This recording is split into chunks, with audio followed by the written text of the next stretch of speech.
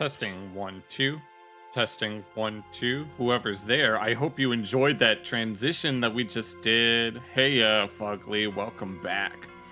I hope you got. Yes, I have quite a few things in store for tonight. Some very exciting developments that, quite frankly, I should have done a while ago, but I just didn't feel like it at the time.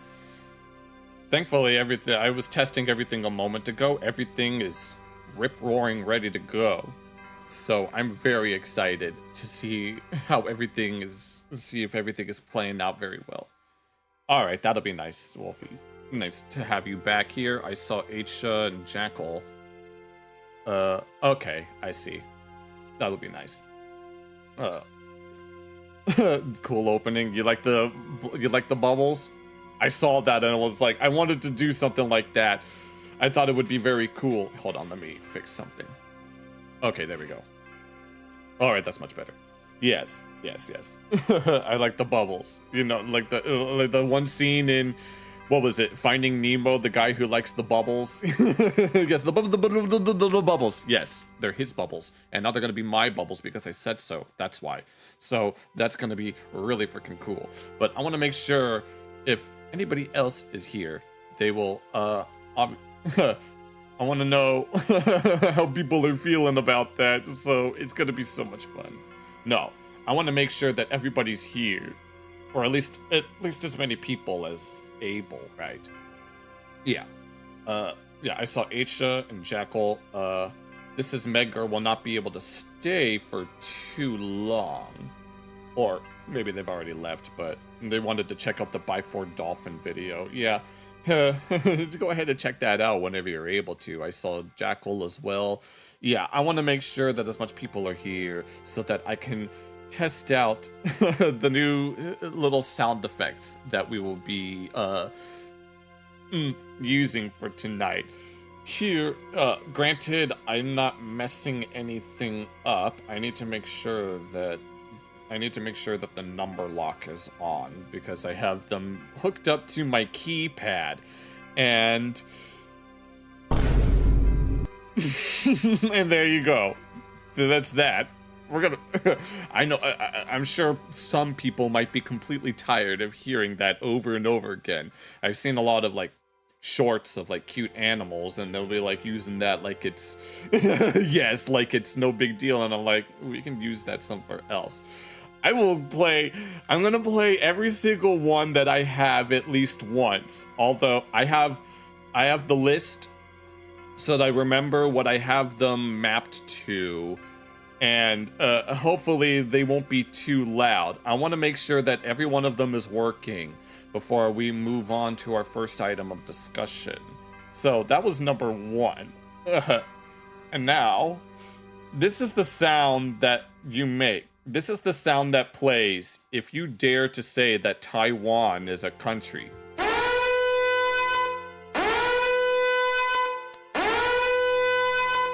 Your social credit score went down to negative infinity, and your execution date is tomorrow. And it's going to be done by Zhongxina and the Wok. And Yi Long Mas. All 3 of them are gonna be there. They're gonna take you.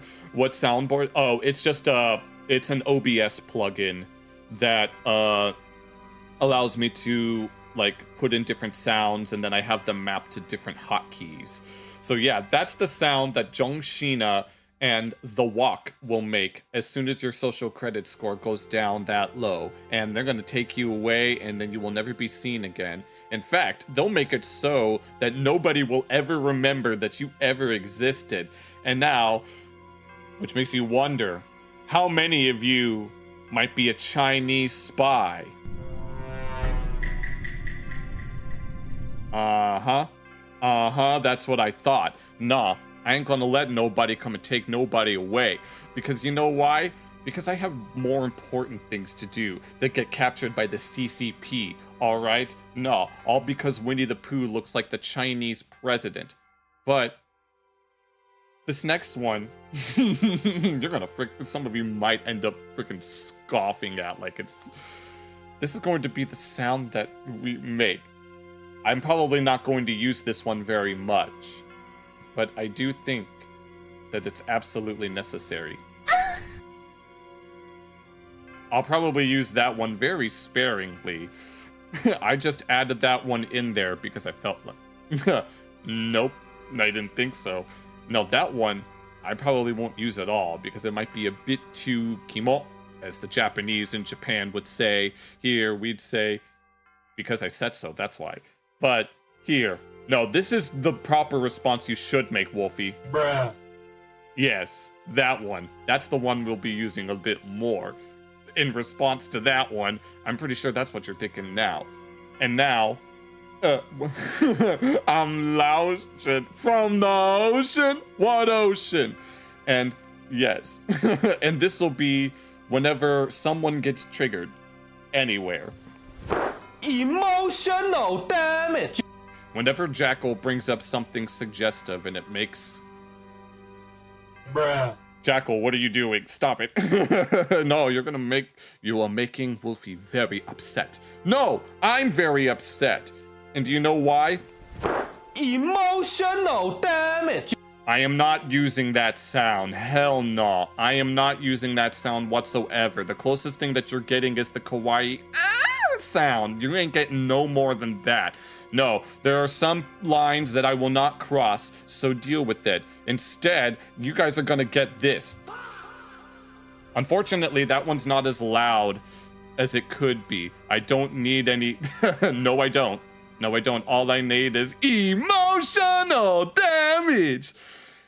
And then we have this one. And it has to be the reverb one. I kind of don't want to use that other one that's more wet, because I just don't feel like it. And now, here's this. Whenever someone accuses you of being the Austrian painter.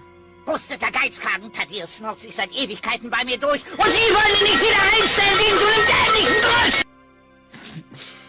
That sounds a lot like Rolf from Ed, Edd n Eddy. I don't know why it does, but it just does. And now this one, I'm pretty sure some of you are more than excited to hear. As soon as we're looking at a video and we see something bizarre, we're gonna play that. Quite a few, it sounds like a minion. Yes, and then obviously, there was this video from some Backyardigans meme video where a falling pipe sound effect came out of the back of a truck. I don't exactly know what we're gonna use that in reference to. Sounds like, okay, yes, and then, oh, when Hassan says something, when Hassan or Destiny or anyone of that sort says something absurd. Oh my god! Oh wait, that's the wrong one. Sorry, it should be this one. Oh, brother, this guy stinks! Why are some of these quieter than the other? But yes, that is the one that'll be used in the context of something like that. Oh my god! When folk... Yes, when that happens. Yes. Hello, Bunda. You're just in time for the soundboard test. I'll go through all of them again, but, or you can, rewind the video a little bit. Oh my god, we got the whole squad here now. I'm so excited. So yeah, yeah. And then this one, I don't exactly know when I'm going to use this one. I'm pretty sure the way that I want to use it would make Wolfie uncomfortable, so I'm probably going to use it only in very, very, very, very, very specific contexts that have nothing to do with that. So, we'll probably use this at some point. It's missing the other part of the sound effect, you know, which is the more pulsating part. I might have to look up a better version of it at some point, but yeah. And then... You're gonna use some... Okay, well then. And then this one... No, when someone... No, we're not doing that, Fugly. I've already made up my mind. So, we're going to... this will be the sound that I make as soon as I try to take someone down. I hit... God damn it. No, I'm hitting the wrong buttons, which is probably a good thing, but I don't care. No. There, that was what I wanted to use. Something from the Boondocks. Oh, we need to... I should. I hit the wrong... It was supposed to be that punch sound effect. No, we should incorporate a Boondock sound effect of some sort. It's gonna be the one that's like, that is not gangsta. That's very not gangsta. And then here will be the sound when a new enemy approaches from the Hassan Piker cinematic universe.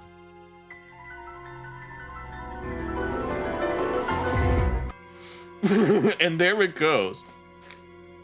Those are all the ones that I have for now. Bunda, if you would like to hear the other ones that I have, I have to make sure that I remember which is which, so I'm gonna have to memorize them so that I can just do them on the fly.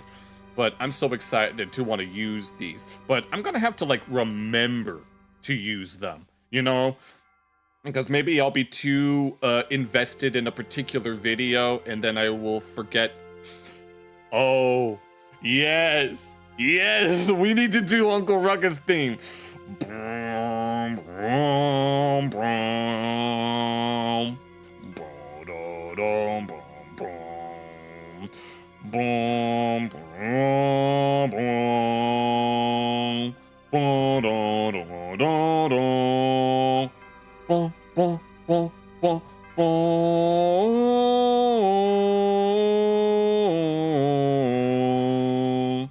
Bum, bum, bum, bum.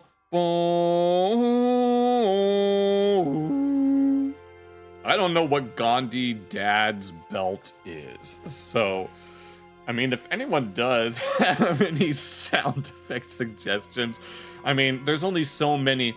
I might have to get like a dedicated Law and Order. Oh, yes, Ruckus Steve. Yes, we need to have that in case someone says, well, first of all, ain't nobody talking when I'm talking, so shut the fuck up. My name is Uncle Ruckus, and I will be brother sitting you until your granddaddy returns. Yes. What is the Law and Order sound effect? I might have to put that in my notes somewhere when the breadtuber says something incriminating, huh? Well, isn't that what this is?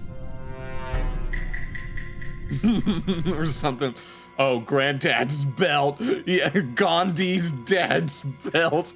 I was like, what does that even mean? Oh my god. No, I just, no relation. In the name of white Jesus and all great white men that come thereafter. Brother, I just catch you trying. The brother, did I just catch you? Did I just catch you trying for fun? Because, sweet Jesus, Lord of mercy, my baby. My VTuber model doesn't pick up when I'm using my falsetto, and it kind of bothers me. I don't know what it is about my falsetto that it doesn't like, but the fat finger type, I don't know. All right, but I have to actively remember to use these, or else I'm gonna get too lost in whatever it is that we're looking at. I might have to. You know what I could do? I might need one of those Steam Deck thingamajigs where you just it has the buttons on them and then you could do it that way, but I don't know how much those cost. I think Elgato sells them. I'm using an Elgato microphone, may as well keep to what I know. But yeah, that was certainly, yeah.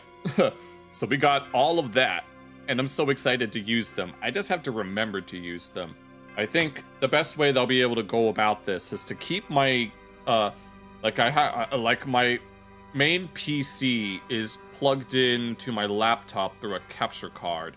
And so I have a different keyboard that I'll be able to use to control whatever it is that we're watching. I do have quite a few stuff, including 2 things that I meant to look at Wednesday, but Wednesday took a very, no, not Wednesday. Monday took a very interesting turn, which, oh, Jackal, you should have been here. We were having all sorts of fun. I mean, yeah, the free board apps. Ah, I see. I'm just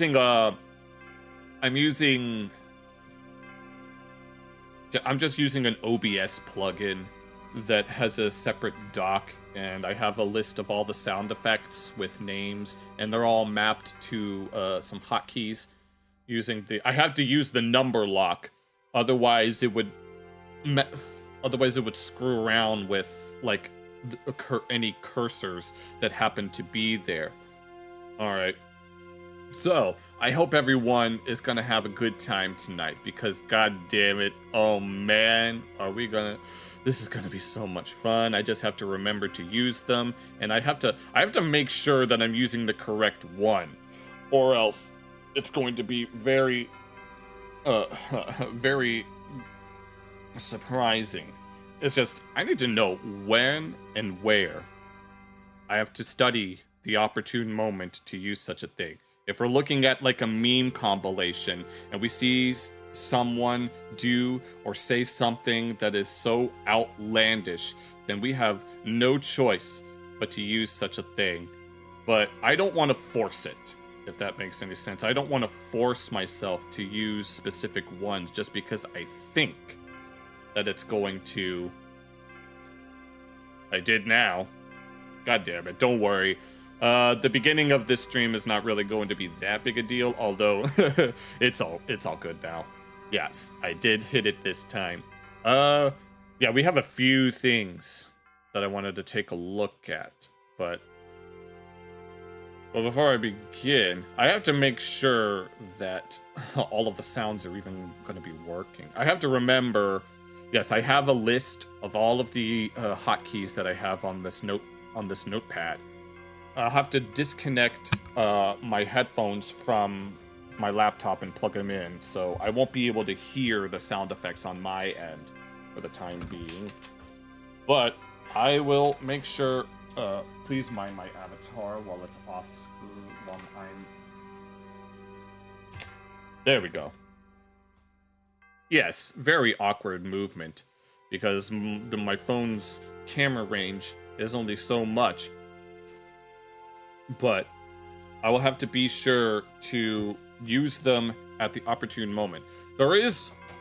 Okay, before I get started, there was this one thing that I wanted to show, but I'm honestly kind of hesitant to show it. So we'll just do this first. We'll just do this one thing first, and if I can muster up any, not necessarily courage, but reason to do it, maybe we could check it out. But right now, I really wanted to show you guys. I'm sure some of you guys might have seen it, but I hope you guys like that. I found it and I was like, oh, I had to use this because that would be so much fun. Yes, and I had to make sure that the sound is working and all of that, and it's so, oh my god, it's so good. All right, the first thing that I wanted to take a look at today was regarding some, apparently there was, bubbles, yes. Apparently there was some, museum artwork of apparently Christopher Columbus that was vandalized by activists. Well, I didn't know who or what it was being... I didn't know what the actual context was, but we're going to look at Metatron's video here in order to see what's going on. So, without further ado, I want to make sure that if I use these sound effects, I want to make sure that I use them at opportune moments and at the right time, and I don't want to overuse them. So, let's make sure that we leave a... Well, we're going to leave a like real quick, and then we're going to go ahead and see what it is.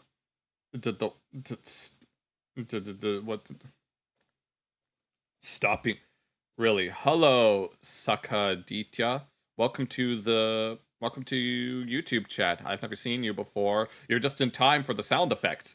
But I need to make sure that we use them at the right time, and I have to make sure that I pay attention to my key bindings.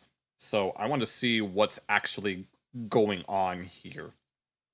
Channel, this is the Metatron speaking. Let's talk a little bit about Christopher Columbus, shall we? Now, I don't know if you remember this, but this is something that happened in 2020. Oh, I don't think I remember this happening. Whereby Christopher Columbus statues were beheaded, pulled down across America. And this, of course, was done by a whole series of angry liberals, progressives, of course it was. Whatever the heck.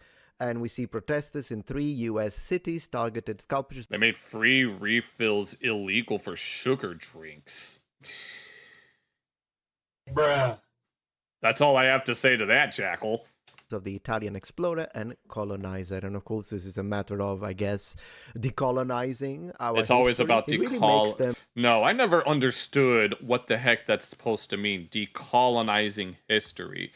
Colonialism has always existed for pretty much a majority of human history, from even the oldest empires of like Sumer and Akkad, but for some reason those don't count. It only counts if you're a white European. Very similar to or rather a white Christian European. how Muslims act in Islamic countries where they destroy everything that is even ancient stuff, even stuff like from the Bronze Age. If it's statues, then they think it's destroy everything. And in a way, it's very similar to communist China, whereby they started destroying stuff that the regime decided was not good for the public perception.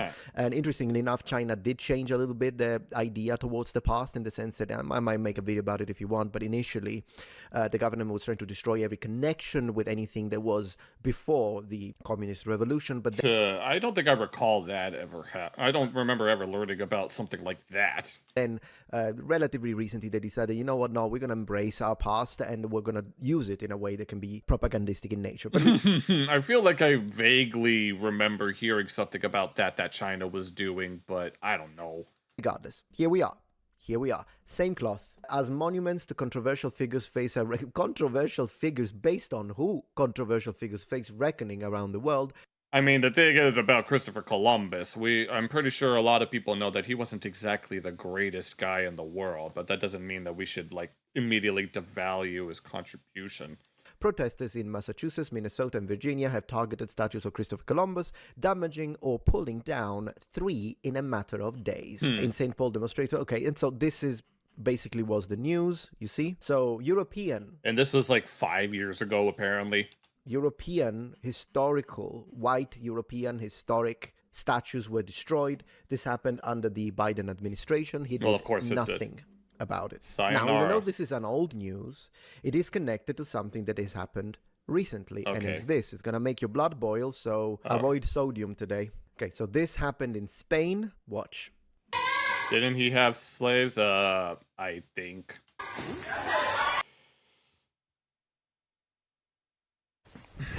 Just seeing something like this. Freaking. It doesn't. I don't even know how to. The fact that it's being filmed. Good fucking God. But years ago, you were on vacation and. So about the historical. Literally Mario Sunshine. This is.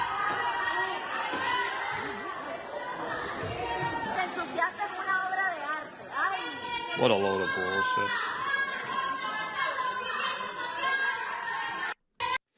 God. Yeah. Okay. Jesus Christ.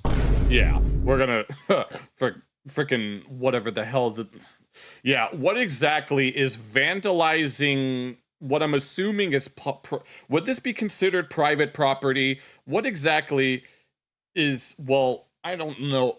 I think I saw someone trying to stop them, but I don't know. Okay, so what we're seeing here is activists have just thrown red paint on a painting of Christopher Columbus at Madrid's Naval Museum in Spain. And of course, I personally believe that they should face repercussions through the full force of the law. I'm pretty sure most people should. Not only invaluable assets. Yes, Bunda, pretty much. That speak to our past. A lot of these paintings are from the Renaissance. So these are paintings that have survived hundreds of years just to be disgraced, ruined by activists who believe that what they think is correct should be imposed onto others by force. Yeah. And in a way, this is the exact same kind of ideology that shot Charlie Kirk in the neck. Pretty much. Because when propaganda is at play and when your brain is on propaganda, anything you do, even though it would be considered immoral from your perspective, if your opponents did it to something you care about. Eastern Europistan. No, I can imagine that being. Yeah, I'm pretty sure that kind of stuff wouldn't fly there. Or someone you care about. The moment you do it, you're justified because you're the oppressed and you're facing the oppressor. That is the level of justification. Yeah, pretty much. It's like, I mean, there is the concept of moral relativism. I'm not going to comment on that because it's none of my business, but if they can try that all they want, well, guess what? If my morals are subjective, I say that what you're doing is stupid. Once again, I hope they get some prison time. Unfortunately, I doubt it. But that's what I hope. So I made a post and I said I'll have to make a video on Christopher Columbus, the great European explorer. Watch me. No, I can imagine. He'll take a look at least he'll take a look at it from an objective point of view, regardless of whatever preconceived notions that you might have about someone. Survived all the effort through World War I. Oh man, that's unfortunate. And yeah, I really think I will. I'll have to these videos because they're historical. They take time to do the research. But to be honest, yeah, at this point, I would do it just to spite them. With the sports car, it just started. Oh my god! No, you reminded me of what was it when someone around in the U.S. decided to just run over some people because they were blocking the road. I know that in Florida, it is perfectly legal to run over people in the road if they're obstructing traffic or causing a scene. So you better be careful where you protest. So yeah, there were protests and they took place exclusively on the sidewalks. Just to spite them. Because someone needs to do something about this. But you know what the good news is? That someone did do it. You know who did it? Yeah. Italian Americans. Oh. Italian Americans, ladies and gentlemen. Italian Americans, brothers, you rock. The statue of Christopher Columbus, which was defaced and thrown into a river by leftist protesters in Virginia, was relocated to New York, New York of all places, under the initiative of Italian Americans last year. Video Oh, damn. No. by the New York Post. Yeah, as I said, Italian Americans, you rock, brothers. I mean, he was, I think Christopher Columbus is Italian, but I don't remember the exact whatever. Let's watch the video. Okay.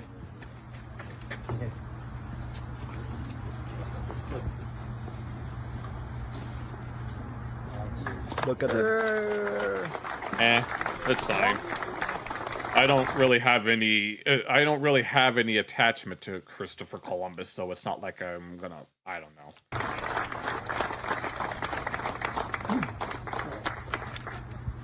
With a plaque and flowers. Just want to say briefly, my name is Father Joe Pavone. I'm originally from Newark, New Jersey. Newark. It's my honor to be here today to honor Christopher Columbus in this beautiful statue, especially in a time when so many are trying to rewrite history. We could remember Columbus for the brave, courageous figure he was, who in many ways is responsible for bringing our faith to the New World. So we pray together in the name of the Father. There wouldn't have been a rhombus. Amen. God, source of all grace and holiness, look kindly on your servants who have placed this image of Christopher, the friend and co-heir of Christ, in this place. Okay. I don't have any appropriate sound bites for something like this. All I have are more. I might have to find moved Soviet statues to museums. Well, I would like to say all of them are based. You're all based, brothers. You're all based. The name of this Italian-American pastor, I would like to read it in because he read it, Joe Pavone. Joe Pavone. My gosh, I'm pretty sure that's how you'd sounds say it. So Italian-American. There wouldn't be. It's amazing. Columbia. Anyway. We didn't, yeah. Where does he live, in Brooklyn or Broccolino? The way I would read it in Italian would be Pavone. Yeah, Pavone. Pavone. So Joe Pavone. But I actually like it the way he says it. Joe Pavone. Like provolone. When they say calzone instead of calzone. Calzone. It sounds endearing to me. I don't know what to tell you. Every time my wife and I go to New York, we always go to Little Italy. And mind you, Little Italy. I know that some of you are probably thinking, yeah, but aren't like some crazy activists going to tear it down again? And I'm like, well, I don't know, man. Because first, I think the current administration is going to do a thing or two about it rather than just letting them do it. Yeah, it's like, you shouldn't really just, burning books. I mean, you still have, no, it reminded me of the end of that one Gumball episode where what's her name? I don't remember her name for some reason. She wanted to ban video games because she thought they were violent. And then all of the kids started reading books and realized that books have a lot of violence in them. And so at the end of the episode, they decided to burn all the books. Secondly, these are Italian Americans, so I think the mob is gonna protect that statue. I wouldn't mess with it. If I were you, as a Sicilian, I would say don't mess with it. Right. Would a statue like this be considered public or private property? Because if it's private, well, I guess it depends, because you shouldn't be messing with other people's stuff. I'm just saying. Don't mess with it. If you appreciate my content so far, please support us as the means to fight back against the political rewriting of history. Stand with us. Form the wall. Defend the truth. All right. Anyways, this kind of connects as a last piece of information to something Trump did 2 days ago, I think, or 4 days ago, whenever it was. Trump issues proclamation to reclaim Christopher Columbus Day, Flores' legacy. And what we read, President Trump has signed a proclamation declaring Monday to be Columbus Day in an effort to reclaim what he called the famed explorer's extraordinary legacy of faith, courage, perseverance, and virtue. Now, I think this is great just to spite those it's just out of pure spite. Violent activists that destroy stuff just because they think this is wrong. So it's great. I'll always support this kind of thing. With Okay, you guys are acting very once again, keep all your hands where I can see them. That being said, as someone who's interested into the actual history, yes, I do believe definitely that Christopher Columbus novels was are courageous. well, isn't that the plot of Shoe One Head's latest video? He was definitely perseverant, and he did have faith.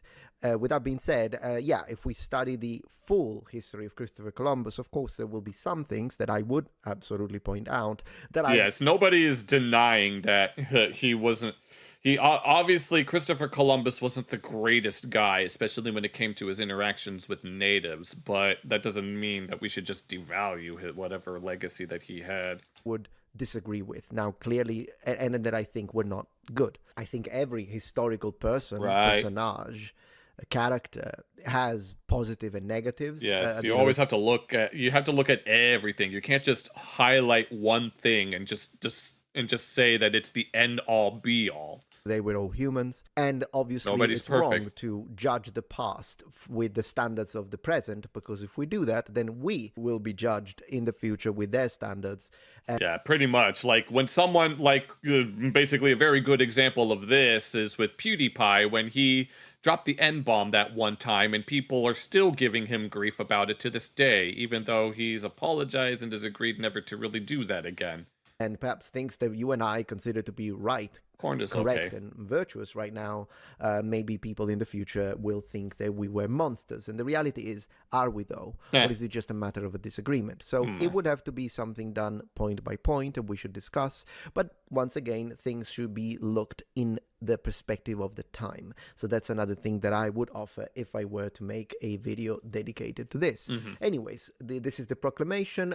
Back from the ashes, the holiday. He back from the ashes. Reinstate Columbus Day under the same rules, dates, and location as it has. What locations would one even celebrate Columbus Day? Like, I remember growing up, I knew about Columbus Day, but I didn't really think that it was any different. I'm at the point in my life where every single day of the year is really no different from every other day. Even when it comes to holidays, I don't particularly care for holidays anymore. Had for all the many decades not unless I get a day off out of it. Before. I do think that Christopher Columbus is more I can say. Okay. Okay, Wolfie, whatever you say. A historical person that is extremely important when it comes to America. And the fact that people get offended even by the nomenclature, the words that you use when you say Columbus discovered America, and they're like, I don't like... Actually, the Vikings discovered it first, so Leif Erikson Day, hinger-dinger-dergen. Because that's a Eurocentric perspective. Right, what's wrong with that? What's wrong with a Eurocentric perspective? Oh, Jackal, you make a very good point in terms of something like that. I don't think there is anything wrong with a Eurocentric perspective. From the perspective of a European, and from the perspective of us Europeans, we call Europe the old world. Oh, yeah, Pokemon, yo, I saw Metatron's video about that earlier, and I listened to more Pegasus's thing.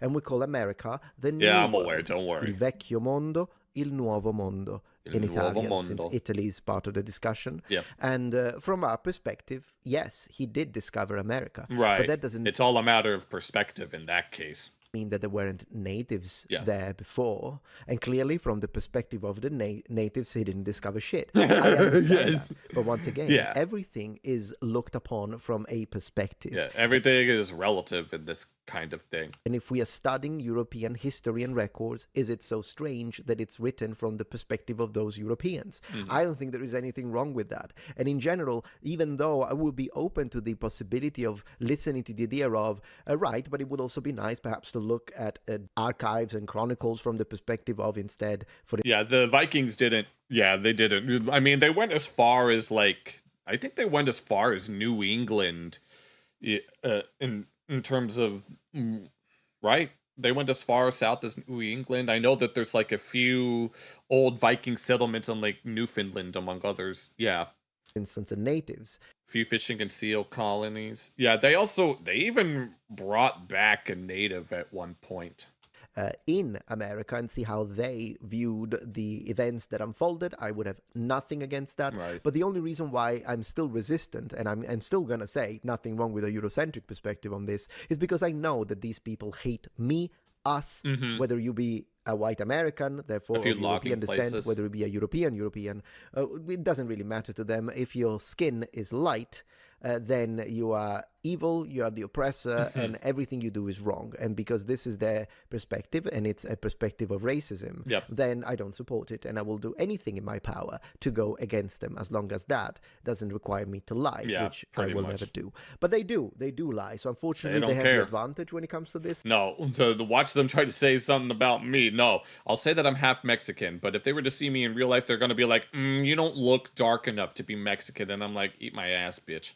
Although it does backfire, because it is a double-edged sword, because when they do lie so much, oftentimes they're stupid, and so their lies are easy to dismantle and debunk, which is what we do on this channel. As always, as I say, as he's here saying, in recent years, many people have instead celebrated Indigenous People Day to recognize native land and acknowledge the contribution Native Americans have made to the country, which again, since I'm someone who believes in real equality, I wouldn't have a problem with it. Right, it's just, I know that something that my mom brought up is regarding I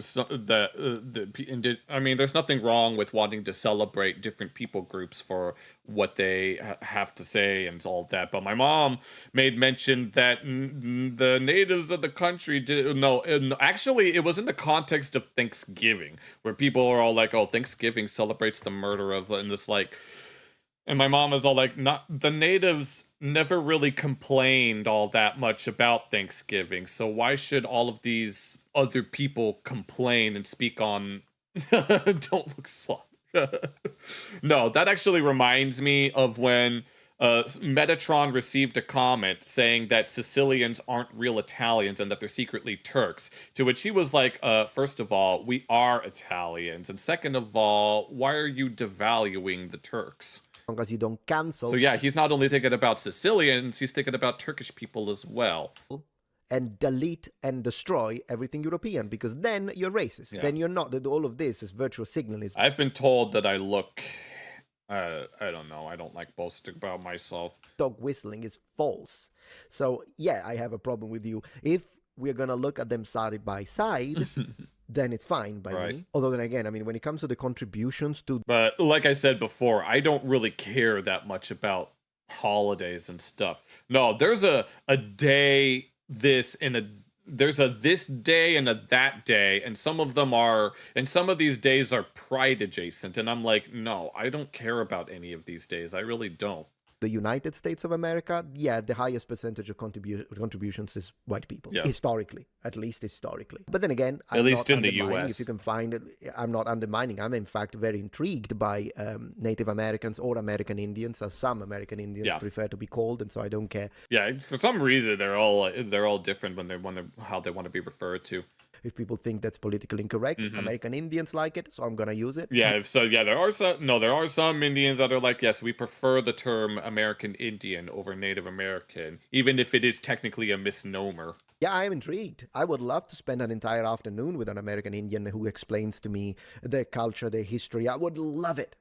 I mean, we do have an Alaskan native in the chat, which is very exciting. I think that's very exciting. Not to be affirmative acting, but I'm just saying it's always nice to have different peoples. So you were born, so can I claim native? So that means you're a Native American. Oh my God. Oh Lord, we need to get a bell for that, brother. Yes, I am where's your a few times because you have long hair. Oh, don't call Metatron that word because he has long hair. I also have long hair, but thank goodness I have never been referred to by any slurs. I'm very grateful that I've never had to deal with that, even if obviously there are some people that have had to deal with that kind of thing, and I guess my heart can go out to them, but I'm so glad that I never had to put up with anything like that. But yeah, there we go. So yeah, activists ruining everything, because that's why they ruin everything.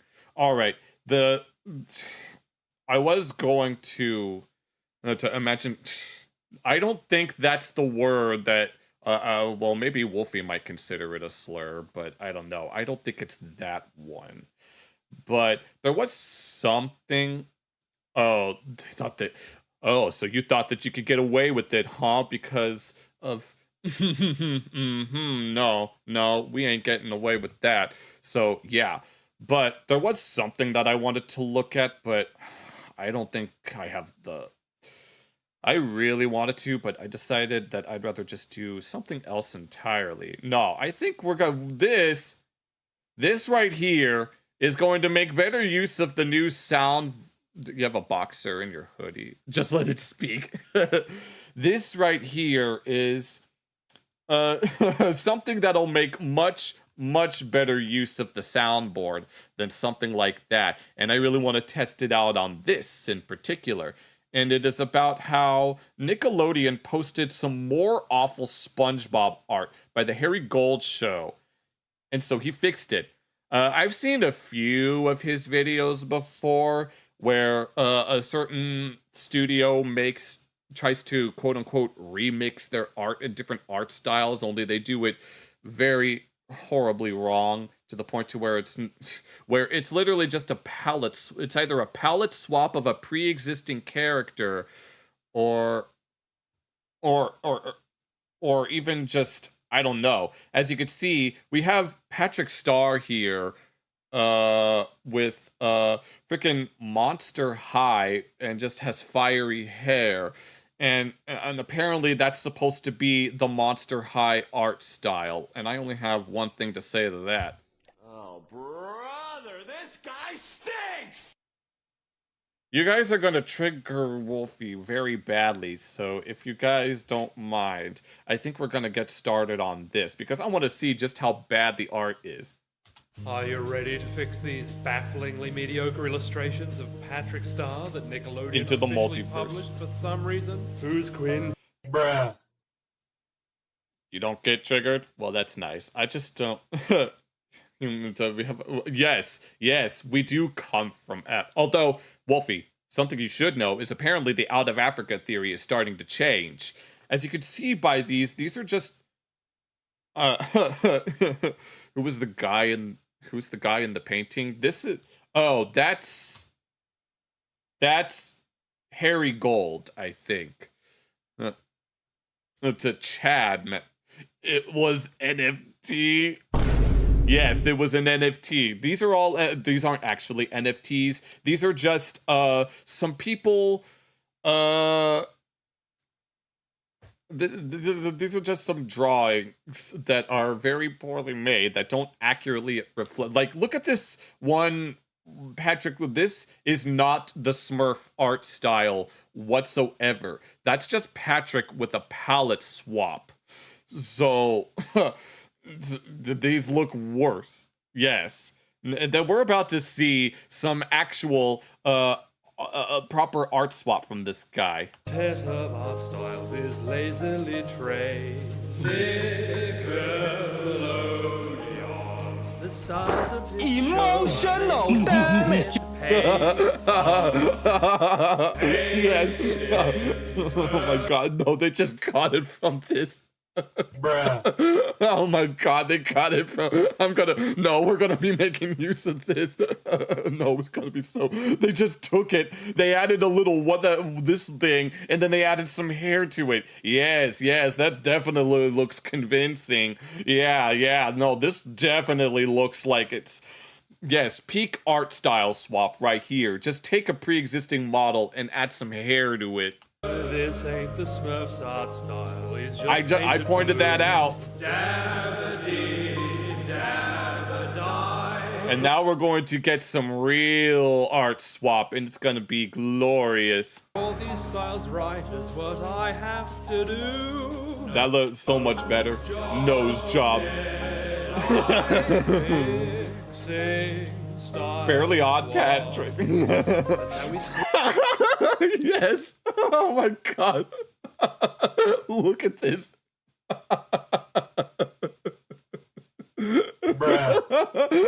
Look at this. This looks so good. This is what it's supposed to look like. I can't take this seriously, but it's so good. be something good from this slot. But wait, Also in this we got some we got Loose from the Outhouse, Doctor Who, Amphibia, and some Stephen Yu. And don't forget. Spevin. Okay, why is there a beat? There's Pippi too. I don't know who that is. Coming Oh, to you Lord. from beautiful downtown Fortitude Valley. All right, let's get it started. I'm so It's excited. the Harry Gold Show with your host, Harry Gold. The overpriced rare action figure. At 20,000. Okay, yeah. Ladies and gentlemen, and welcome to the program.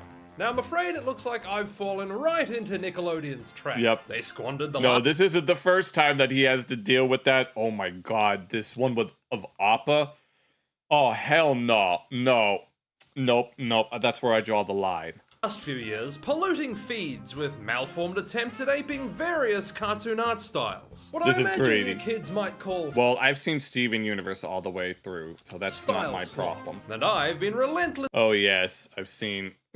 breathing down their neck, There's a bunch of post-it. Well, I can imagine that. redrawing every defective doodle they've belched our way.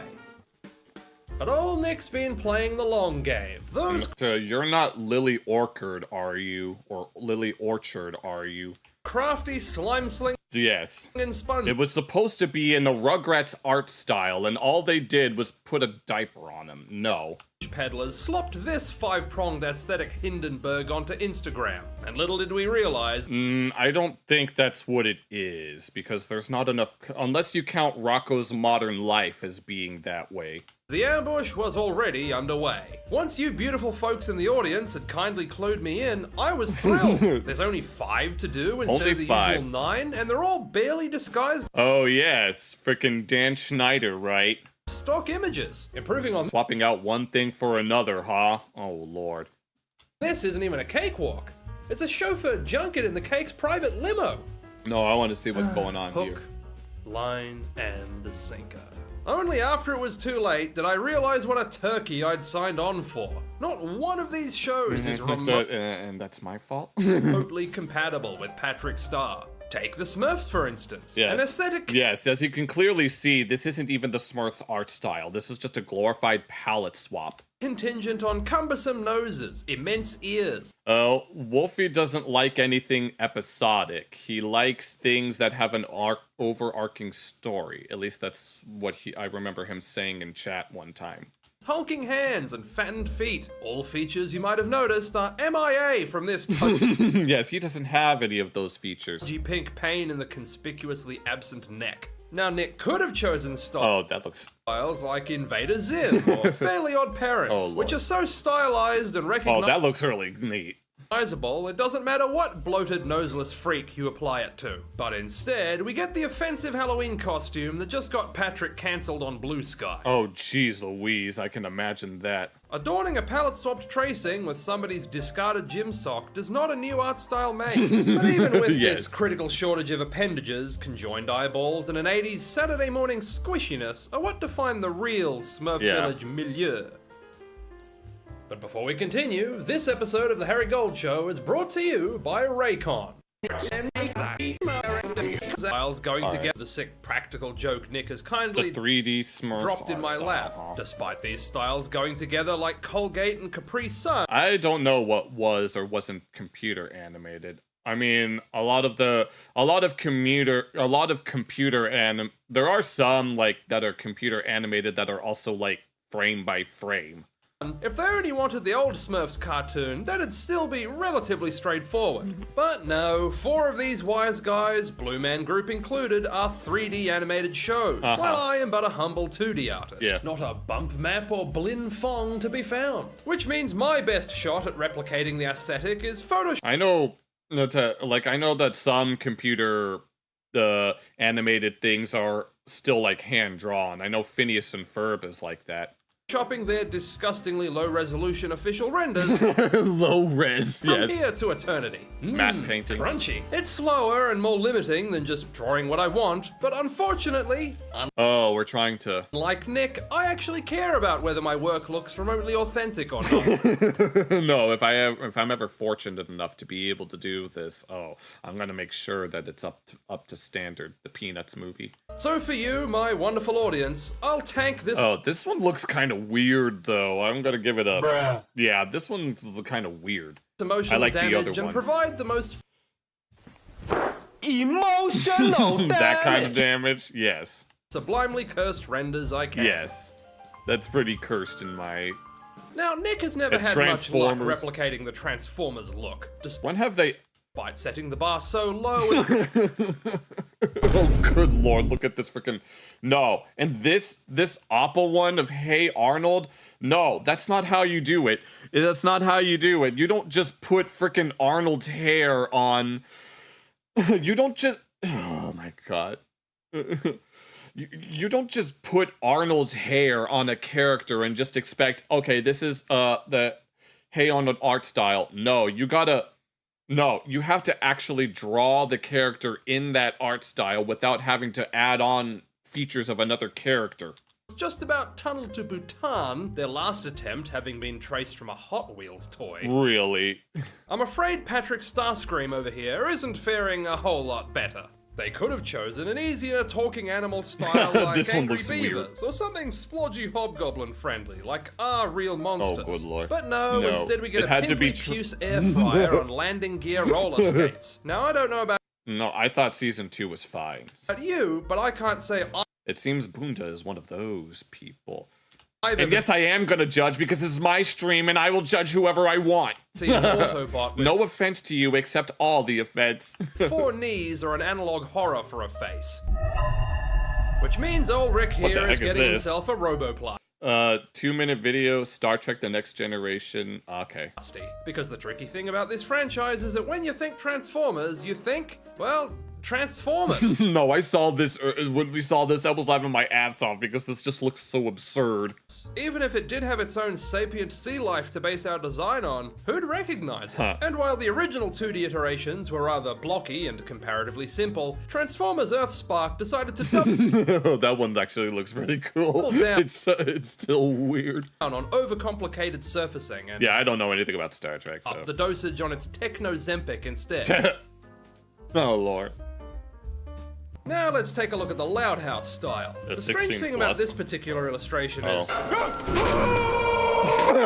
don't know what's going on. Lord.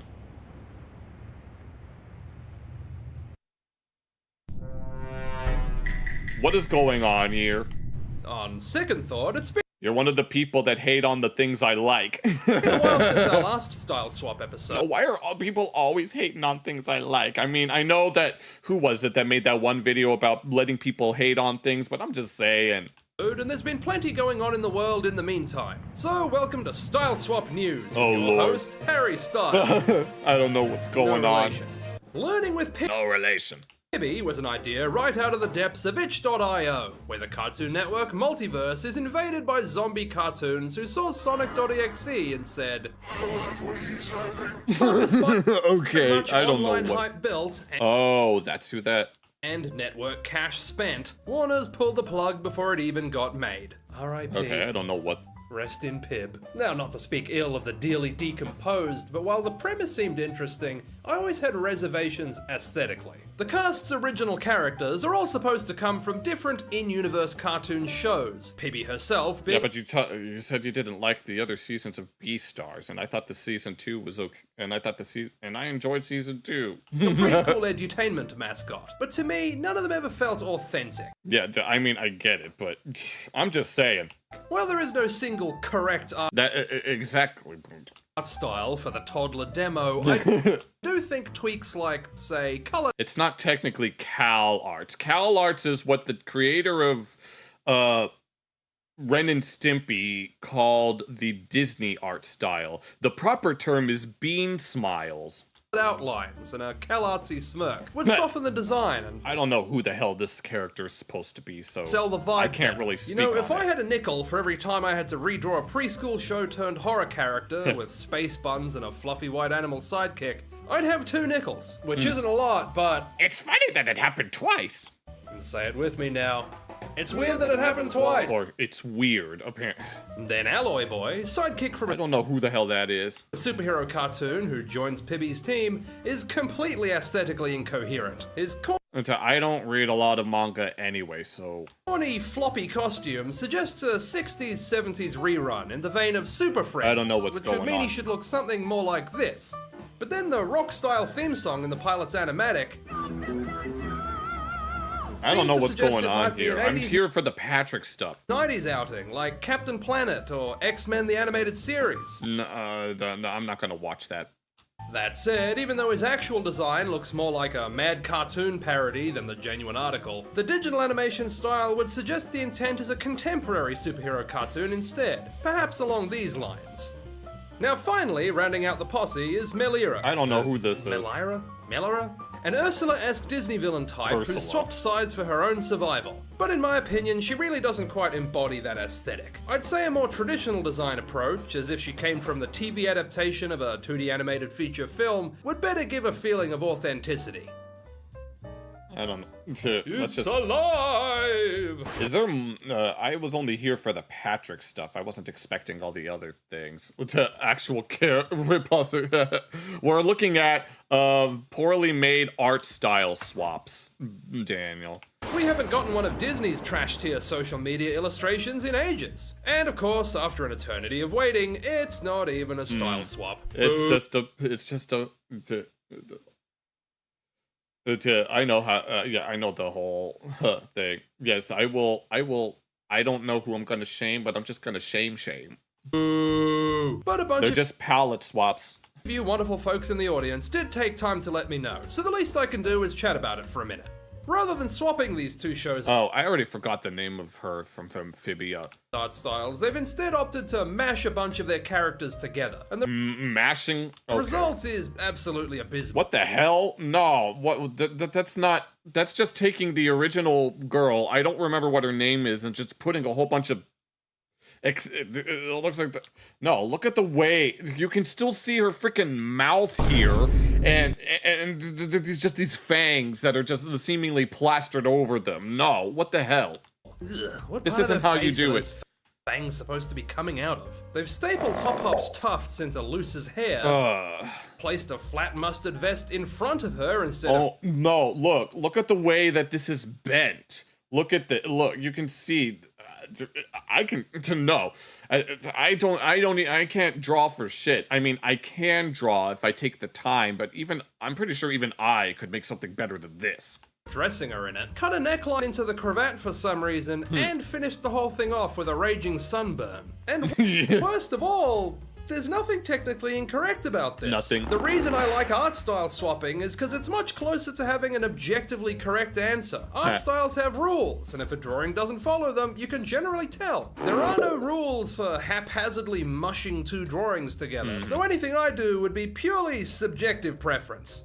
That said, this sucks and I can still do it better. Not Oh, this one actually looks really... that it's any less of a cursed abomination. Yeah, pretty much. In other art style related news, Patrick's still there. something banging on my aspect ratio? Look, this thing is Academy grade pillow My boxing. model's in the way, if you can see it in the Impervious corner to down ugly there. Modern aesthetics. Oh my god. In other art style related Doctor Who. news, more of it than you'd expect, isn't there? Long-running British sci-fi series Doctor Who Didn't Doctor Who fall off at some point? recently threw its fez into our aesthetic arena. In the episode Lux, an elder god from outside time and space possesses Mr. Ring-a-Ding. What the heck is... Vaguely 20s looking Cuphead show reject who transforms the protags into 1970s Scooby-Doo knockoffs, even though the story is supposed to take place in the 50s. Coincidentally, the 50s is also roughly what your IQ will be down to by the time you finish sitting through this show. I don't even know what's going on at this point. Oh, now we have Mickey Mouse and Betty Boop. Now, if this were an actual rubber Or is- hose era character and not just some disengaged millennial's half-baked approximation, the Dingmeister here would shed the modern-looking walleyes and sorry. bean mouth, and really shouldn't even be in color.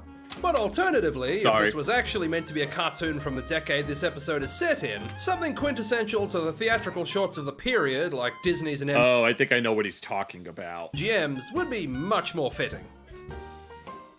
And finally, we have a bunch of terrible Steven Universe style swaps that need fixing, made by some idiot called me. Oh, it looks like the shoe is on the other foot, huh? Yep, unfortunately, my last video in this series proved a little You guys in the chat right now, y'all need to calm down. controversial with the Stevie stands. And while I'm not gonna go making excuses, Tom Baker. I don't know anything about Doctor Who, so. here's my list of excuses. Okay. I was tasked with drawing the young Mr. Universe. Well, this one looks very weird. No, I really like this. This is this reminds me of the Jetsons or something like that. As if he were created in various decades of animation. Problem is, if you change the art style, hairdo, and outfit to suit a century of shifting fashions, old Steve here is such a simple design that there's really nothing unique left other than his ring pop belly button piercing. Combine this retro makeover. Oh, this one looks very funky. Over What the heck is this? You sure you drew this? What the heck? Freaking Astro Boy looking thing? with the general jowliness of aesthetics gone by, and you get a consensus that my redesigns looked too adult and not enough like the Mineral Man in question. Huh. I still stand by the authenticity that of one those looks kinda- drawings, but when that one everyone looks kinda tells you you're interesting. drunk, it's time to sit down. And then drink some more, I guess, if we're You guys keeping need the to calm metaphor down, consistent. One other thing I ought to bring up is that a lot of commenters also thought the Steven Universe illustration I was redrawing last time was made with AI, and I Oh my god. Imagine being accused of making AI art even though you drew it with your own hands. That must suck. want to reassure you that is definitely not the case. That illustration was made in 2020, well before AI could do anything close. The artifacting people were seeing that led them to this conclusion is just a result of the image being upscaled for use in the video due to the low resolution of the original. Trust me, if Cartoon Network was tweeting AI sludge, you'd hear it here first. Yeah. Alright, and any more? Are we going back to the Patrick stuff or is there... Okay, there we go. Got it. And now we return to our regularly scheduled echinoderm-centric programming. Alright, now, here the we go. Lone House has easily the most square-pantsable visuals of anything Nick tossed into this stylistically uncoordinated scramble. But Yeah, it's just... It's literally just the default Patrick thing with just freaking... For some reason, they had to add Lincoln Loud's teeth and little extra outlines. copied homework without a dental plan is just not going to cut the Heinz squeezable Dijon. While it's still a suboptimal pairing, as a lot of key Loud House Okay, that one features looks actually involve human bad. appendages that this You guys need to stop arguing before I make you stop. I'm just saying. undulating tub of fish paste has opted to forego. Details like squibbly shadow Okay, this one looks actually really nice. and those high-strung eyeballs that seem both physically and mentally imbalanced bring this sucker home. Yeah, there's really no excuse for this one. It's I don't just know a what- pre-existing image of the invertebrate in question. Yes, no, I pointed that out earlier. With hair plugs and a Muppet nose pasted on top. It looks more like the Ghostbusters logo's surfer cousin than Okay, yeah. anyone from Big Nate, so it's time for me I've never seen this show, to though. step in. Nate began You're arguing because I said so. as a news I know you're not arguing. You guys are just... I don't know what you guys are doing in and the that start. hyphenite art style with its Okay, this looks really cute. lopsided unibrows would This is giving me Diary of a Wimpy Kid vibes, and I don't know why. have certainly been No, actually, it's giving me Captain Underpants vibes. That's what this is giving me. easier to deal with. But You just, yes. of course, We're Nickelodeon's just, poster don't worry, is we're in getting back reference to their it. CG cartoon adaptation. They could have saved everyone some time This Rugrats style. Oh lord, this looks weird. by choosing Rugrats or Ren and Stimpy instead, but No, if they did Rugrats, they would just give Patrick a diaper. That's all they would do, and they'd give him the blue shirt.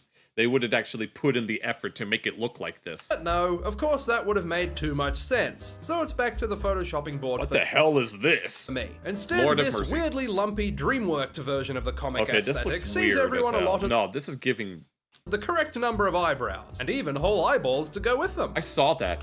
You think you're slick? Now, surely no one could think of a more absurd style than Transformers to put Patrick in, right? Oh. A franchise more inhospitable to a sentient wad of chewing gum in remarkably gauche swimwear? Oh wait, how about emaciated mole rat Halloween decorations in 32-inch heels? Oh, Lord, I have mean, mercy. for crying out loud, they could have used a cartoon style like rock, paper, scissors. What the heck? the hell is rock, paper, scissors? Is rock, paper, scissors? Or the Wild Pack? I've never seen these shows in my life. Neither have I. Wikipedia assures me that they are real cartoons airing on Nickelodeon, though, so... I haven't been keeping up, so I guess I wouldn't I'll just know. have to take Jimmy Wales' word for it. Not in 1,000 joyrides around that big And this is just another palette swap. old heat lamp in the We're seeing multiple Patricks, so there you go. sky. Could I fathom why Nick's best attempt here is beach episode Heat Miser? Even I already knew who Draculara is, but who cares about Human Torch Guy Fieri? But that's why trying to What the hell is this? Frickin' 16 looking character? Frickin' total drama? Oh, you have Monster High dolls? Okay, yeah, frickin' what the hell is this? No, frickin' Majin Buu's whatever the hell form, that one form of Majin Buu or some other shit. merge our briny associate here with these glammed up ghoul girls is such a chowder-headed move to begin with. Interest in this franchise? It's the lips. I can't His get male past cast it. is already thin on the ground, and somehow I don't see adding Majin Buu's ugly cousin to the team. I made that comparison already. Helping the cause. But now, for the fourth and final time, the Okay. 2D show I'd have preferred Yeah. to stick to once again begat a 3D version, which is of course what Nick's post was actually referring to. For some reason, they underwent something of a style change. Oh, Jesus, what the hell? You tried to make it look... Oh my god, what is this? No, what is this give... Shark Tale? Bruh. Oh my god, what is this? No, this is giving... This is reminding me of something. I don't know what it is that it's reminding me of, but it's reminding me of something very specific, but I'm drawing a blank. Between iterations, mainly adding mandatory cankles to all of their characters. Fish face here Oh my god, that's such a... I don't know anything about Filthy Frank. looks Oh like my a drowning God. victim below the knee. No, seriously. This is reminding me of something, and it's on the tip of my tongue. Some sort of character that has this face that I swear I've seen before. But I'm hardly the target audience, so what do I know? Maybe girls are way into fashionistas with deep vein thrombosis these days. Oh, good lord. And there you have it, folks. Another sheet of Oh, style Lord. swaps for the books. As absurd as this tapestry of aesthetics is, I think the Transformers one is the most absurd. I feel confident in saying we've made some improvements. The frickin' Smurfs one that he made, frickin' looking like Joy from, frickin' looking like Joy from, Inside Out, that smile. Original. Plus, it's always fun drawing in new styles I've not tried before, no matter how regrettable the outcome may be. To that end, I'd like to put out an open invitation to any other unpaid social media interns who might be watching. PBS, Amazon, Netflix? Come on, you know you want to. I'm sorry, I mean, I know who Filthy Frank is, but I just, At least you know I want you to. I'm letting you guys down. Is this an outro? Or, oh, okay, let's check this out real quick. Let's play a game. I'll draw someone famous, and 3 people that guess who it is in the comments get a shout out in the next episode. If your guess last time was actor Walton Goggins, then you were absolutely correct. Walt's rule from the Wheel of Winners is... the 3 correct guesses containing the most emojis. Ray Chaos had a theory. Actually, I think that'll be, you like this cameo, is that he's only 50, is Filthy Frank 57? Because I thought he would have been younger than that. Okay, we're gonna leave a like on that. I think this part is beyond the scope of the video. We should have just got to the Patrick parts because that was what I came for. No, I saw the thumbnail and it had Patrick with Hank Hill's face on it, and I was half expecting something like that to appear. But I guess it makes sense that Nickelodeon wouldn't want to style swap with anything outside of its own, that was back when iDubbbz was funny. What are you talking about, Bunda? I'm iDubbbz, and I am very, very funny because you're nothing but a right-wing grifter. All right, here, let me look it up. Joji. Let me look that thing up that you mentioned, Wolfie, unless you want to repeat it, because I don't want to have to scroll through it. Okay. Disney's Pigs is Pigs. I don't... let me look for that thing. Star Trek, The Next Generation.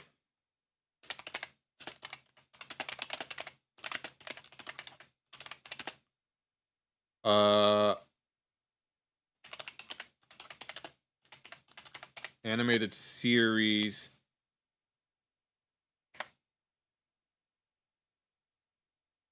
All right. Here, let me scroll back down. Yes. Just this top one.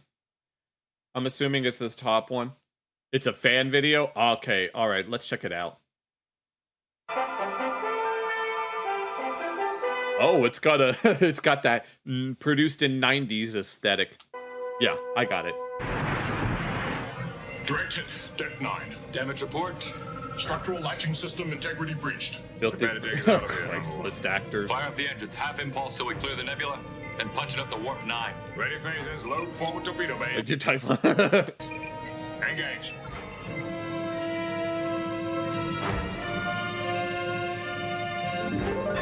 What the heck is that? Warp tractor beam is attempting to lock on. Fire at will. Continue rotating shield frequency. Shields failing. No, I like this little Scooby-Doo looking aesthetic. Tractor beam has locked on. No, He-Man is what it looks more like. Oh, I don't know anything about a Borg cube.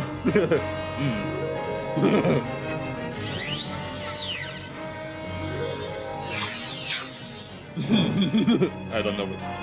Dracula flow.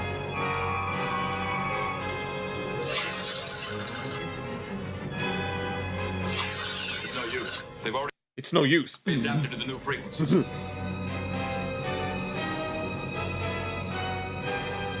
Oh, colorblind gave things purple paint. Including this guy. Bruh. Rip. He just disappeared. What color is the Borg cube supposed to be?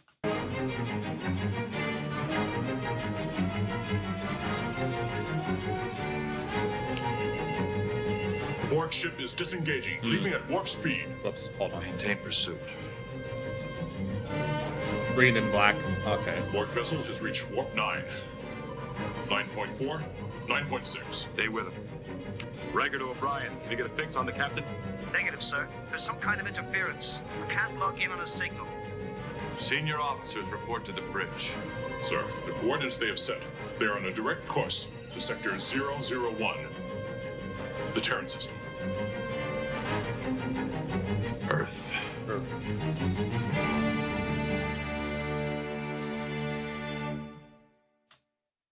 All right, that was really nice. All right, let's see. I hope everyone is doing all right. I don't think I'm I'm trying to use the sound, even smudges on this. That's nice. No, I can imagine with that old style that you would that obviously people would cause smudges on the cells and stuff because it was all like hand drawn using like actual paper and stuff. But no, I hope everyone is doing all right. No, I still need to find good uses for the soundboard. But the next thing that I want to look at is this video by Fat Little Asian Man about Southeast Asian racism and Balkan racism being almost identical. Disney's pigs is pigs. Here, let me at least look for that.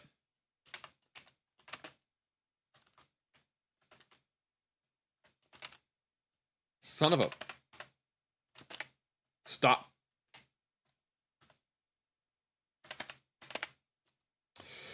All right, here. God damn it. Okay. I'm guessing it's this one. But once we get through this, I want the Dracula. Oh my god. I've been told that I should prioritize the things that I wanted to look for before we get to the other stuff. But that doesn't mean that I'm not willing to not look at all this other stuff. But we will get to the video that I will like to watch. But I guess we can molasses down. No, I'm trying to focus on chat while also type at the same time. And I keep... Oh, don't... Wait. I don't... do I... And I hit the wrong key. I accidentally hit the equal sign instead of the backspace. So it's like, here, let's look at this Pigs is Pigs video. Hopefully it... Well, wait. Is this gonna get me copy claimed, though? It's from 1954, so it's not in the public domain. And I'm pretty sure Disney might get me into some trouble. But if something starts to happen, then we're gonna click away from it. But I guess we'll just check it out anyway. Back when it was called Buena Vista. Are you my dad? I'm not looking for your dad. I'm looking for my dad. I need to find my dad.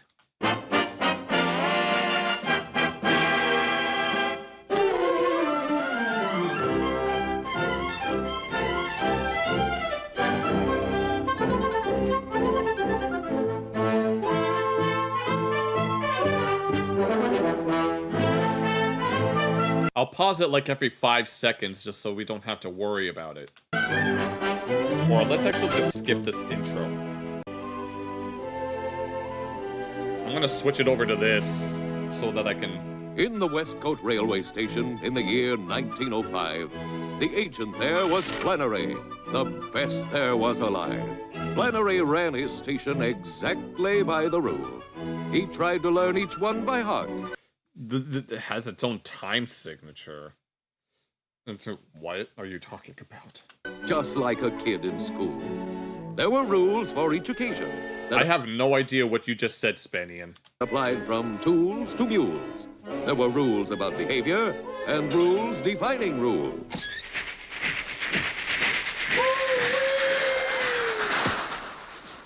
I'm very intrigued by this art style, though. Oh, it's these kinds of pigs. 2 guinea pigs. You sure don't look like pigs to me. But the writing's plain to see. It says you are. And there's no doubt that pigs is what you be. Okay. Whenever a customer chanced to call, Flannery let him fry until he I don't know. I still don't know what you're talking about. Could look up the rule to greet the fellow by. Let's see. Oh, yes. I'm not getting Good any morning issues. To you, says Section 2, and don't forget to smile. Morning it was, and have you knew Yeah, I've been that standing smile. here a while. I'm supposed to say, I'm sorry, sir. It says in Rolling 3. Dry your tears and save your sneers. Have you a box of pets for me? Indeed I have. 2 guinea pigs. See pigs, page 43. Mm-hmm. According to the Book of Rules, Red Mist. your pets are pigs, you see. Huh. They're Pigs, cute. 48 cents. Pets, 40. Oh my god, these freaking... these cost. Bruh. Imagine only having to... imagine only having to pay this much for a pet. Good lord. 4. What? Guinea pigs ain't pigs, they're pets, and I'm paying 44. Pigs is pigs at 48. Oh, so we're having a discussion about... And rules is rules, what's more. Fools is fools, you stubborn fool. Will you not take 44? The regular rate is 48. Oh, poor guinea pigs. Very well, then. You take the high rate, and I'll take the lower rate, and I'll not pay you over 44. Whenever an agent gets in a debate, and there is an argument over the rate, the agent must fire for a ruling of high and hold on to the package until they reply. Hold them then and have Oh, you're them getting... not. And when you're you getting find angry you're now. wrong, deliver them to my address, healthy, hale and strong. Then Flannery sat down and sent a telegram away. Oh, using Never Morse dreaming code. he'd regret it Would anyone happen to know Morse code? until his So that I know dying what he's day. saying. Supervisor's office, big town on the drive. Oh, no. Flannery to Morgan, May 6, Oh, I think he's saying it. 1905. Holding 2 animals in a crate. Big dispute regarding rate. Is a guinea pig a pig or pet? Give ruling on the rate to set. Flannery. Make The mine supervisor's freedom. office was the pride of the company. It received old I don't know what that is. Flannery's telegram with trained efficiency. They examined the wire and immediately dated it, stamped the receipts, and then communicated it to the department that quadruplicated it. Copies were sent out to all of the staff. Each copy received was filed and related to copies of copies, then checked and notated. 9 copies of each were then validated, and contents were noted in ink on a graph. A cabbage All right. a day keeps the doctor away. Now, No both issues of you on my need a end. name. I'll call one of you Pat, and let me see. Is he gonna grow Mike, attached I'll to name them? The other. But he quickly changed it to Marie. When Mike became a mother. The saints be praised. Now ain't that fine? I'm a family man myself. He's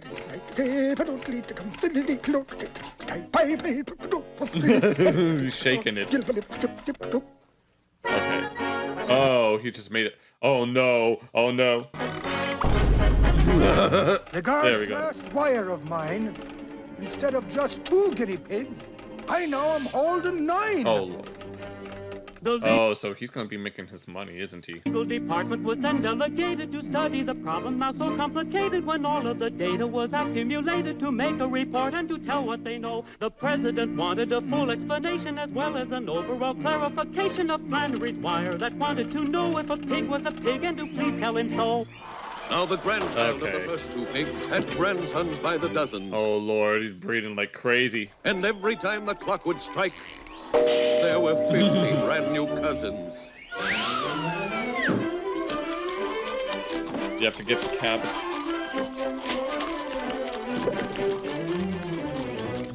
The board of directors convened and debated the question of pigs, and were they related to pigs or to rabbits, as once indicated by evidence found by the fact-finding staff. Yeah, I don't think that's how A boy it in the works. office at first advocated it, then a zoology professor dictated it.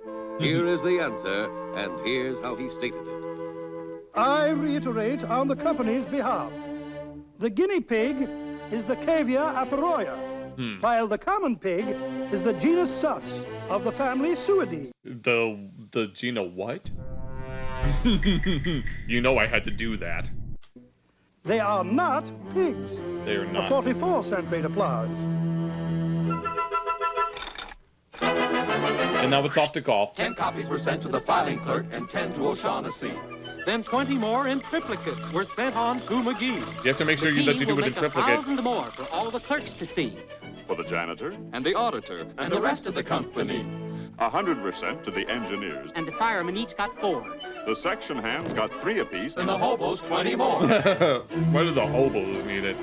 With monotonous regularity, It's just a bunch those of pigs mummies. produced more pigs, while Flannery tried to stem Yeah, the I don't know what tide that says, by Benny. playing them Irish jigs. Oh my god. Yo, look at that. Oh my god.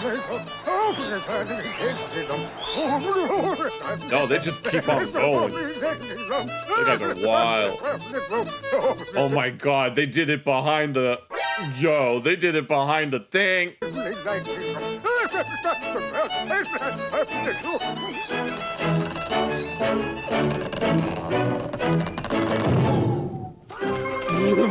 Yes. Yo, look at all that. I'm just trying to test them out. I don't know what's appropriate where, so cut me some slack.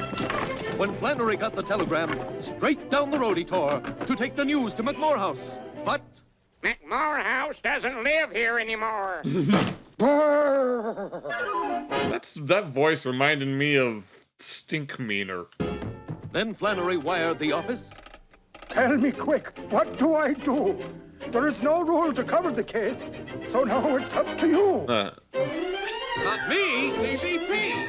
CCP? Do we have to take them to China now? Joe, see Jack. See Larry. See Tom. See Nick. See Harry. Then a clever young clerk made a recommendation the pig should be sent to the main office station. He never did know of the multiplication of 2 pigs that grew to 1,000,002. Oh my god, there's so many.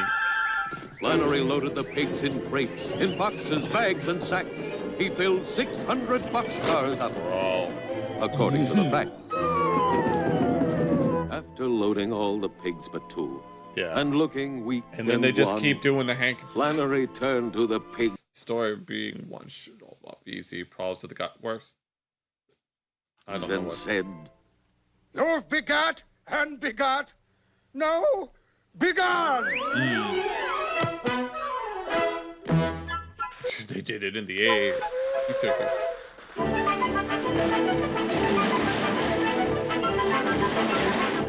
They unloaded the cars at the main office station and filled up the warehouse, and in desperation they stored away pigs in the whole corporation. The president shouted until he was hoarse. 3 officials submitted a signed resignation complaining of pigs in the organization. Damn it. Oh, Lord. Of Flannery pigs in the whole office force. Dude. And now he doesn't have to deal with them anymore. President, 'tis not so bad as it seemed to be once. What if all those million guinea pigs had all been elephants? Oh. And he gets an elephant. Yep. That'll do it. Oh, it's the circus. From that day forward, Flannery swore, No more will I be a fool. No Whenever more, it huh? comes to livestock, blast every single rule. If the animals come in singles or if they come in sets, if they've got 4 feet and they're alive, they'll be classified as pets. Okay. Never aware that they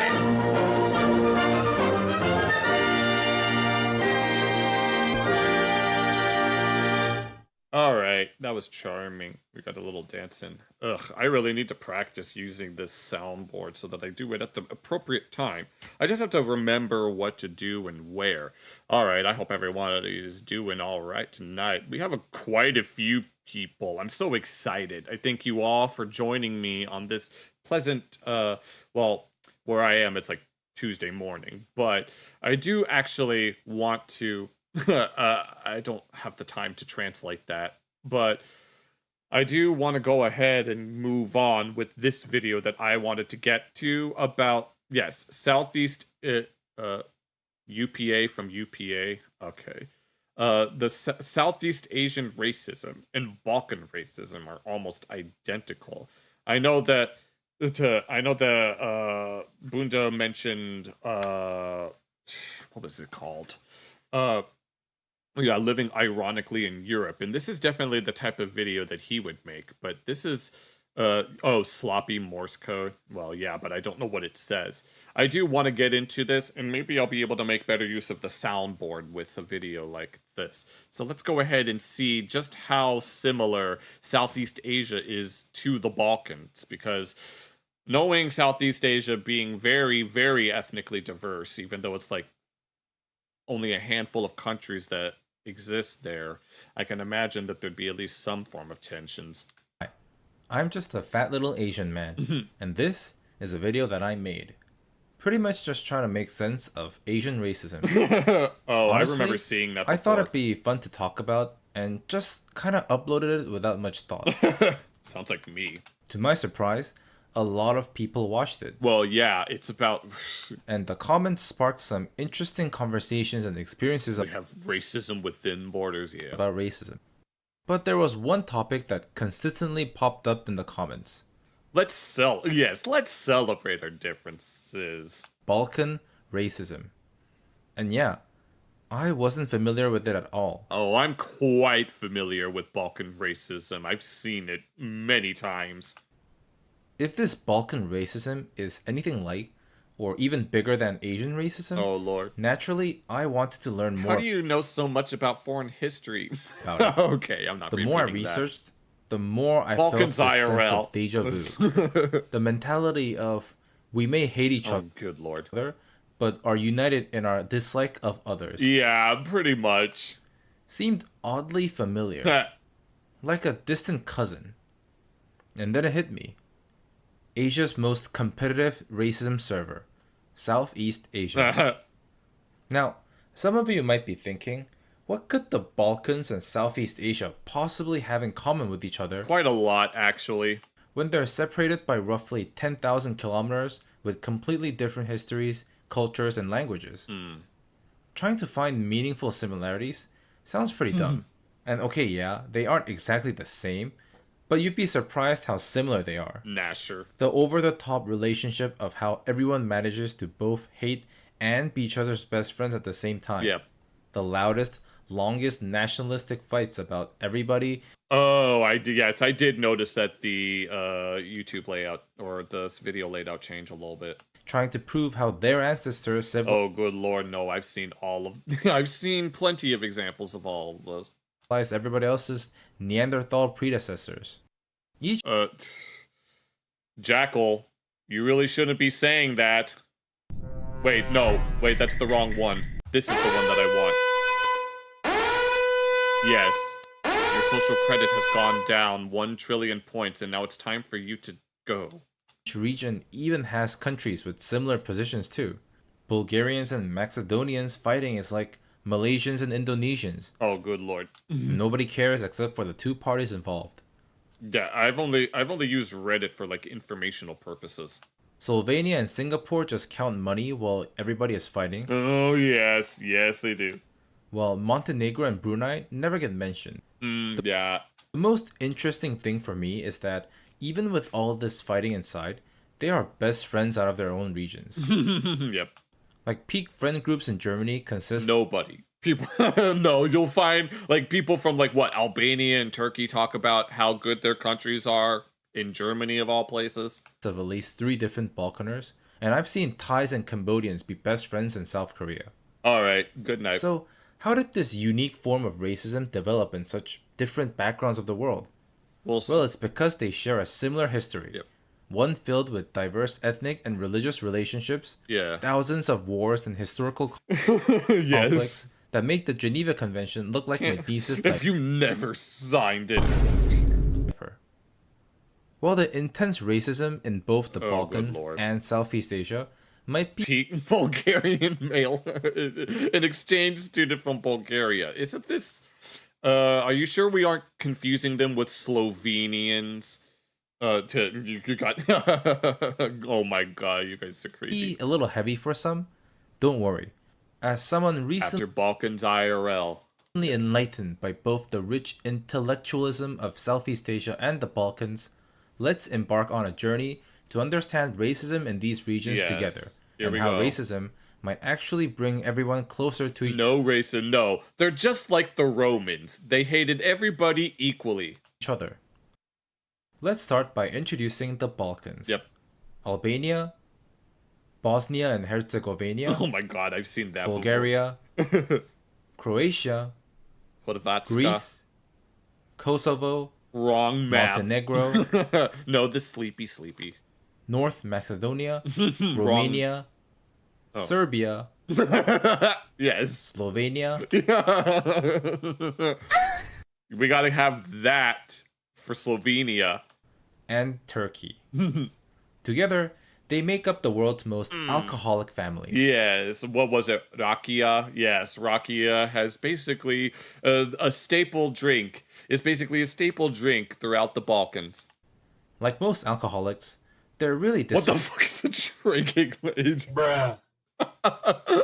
They don't. Functional. Oh as my in god. They fight all the time, but they're also each other's best drinking mates. Yes. You might think it's the constant alcoholism that makes the Balkans fight incessantly, but it's actually their history where Balkan racism is made. You see, actually, Kosovo is Chilean. Thank you very much. Everybody knows Kosovo belongs to the Democratic Republic of the Congo. The Balkans share a rich and complex history that is all crammed in this relatively small region in Europe. As an Asian, I cannot hope to explain this history perfectly, but don't worry. Any inaccuracies will be pointed out by Balkaners in the comments. Yes, inaccuracies. Yeah, you tried to look at history from an objective point of view, and they'll just tell you that it's propaganda. Now, the reason for all this war in the Balkans is because of its geography. Yes. The Balkans are located in southern Europe, sitting on the intersection between Asia and Europe, as well as being surrounded by a couple of seas, making it a mandatory checkpoint for trade and exchange of cultures. Yep.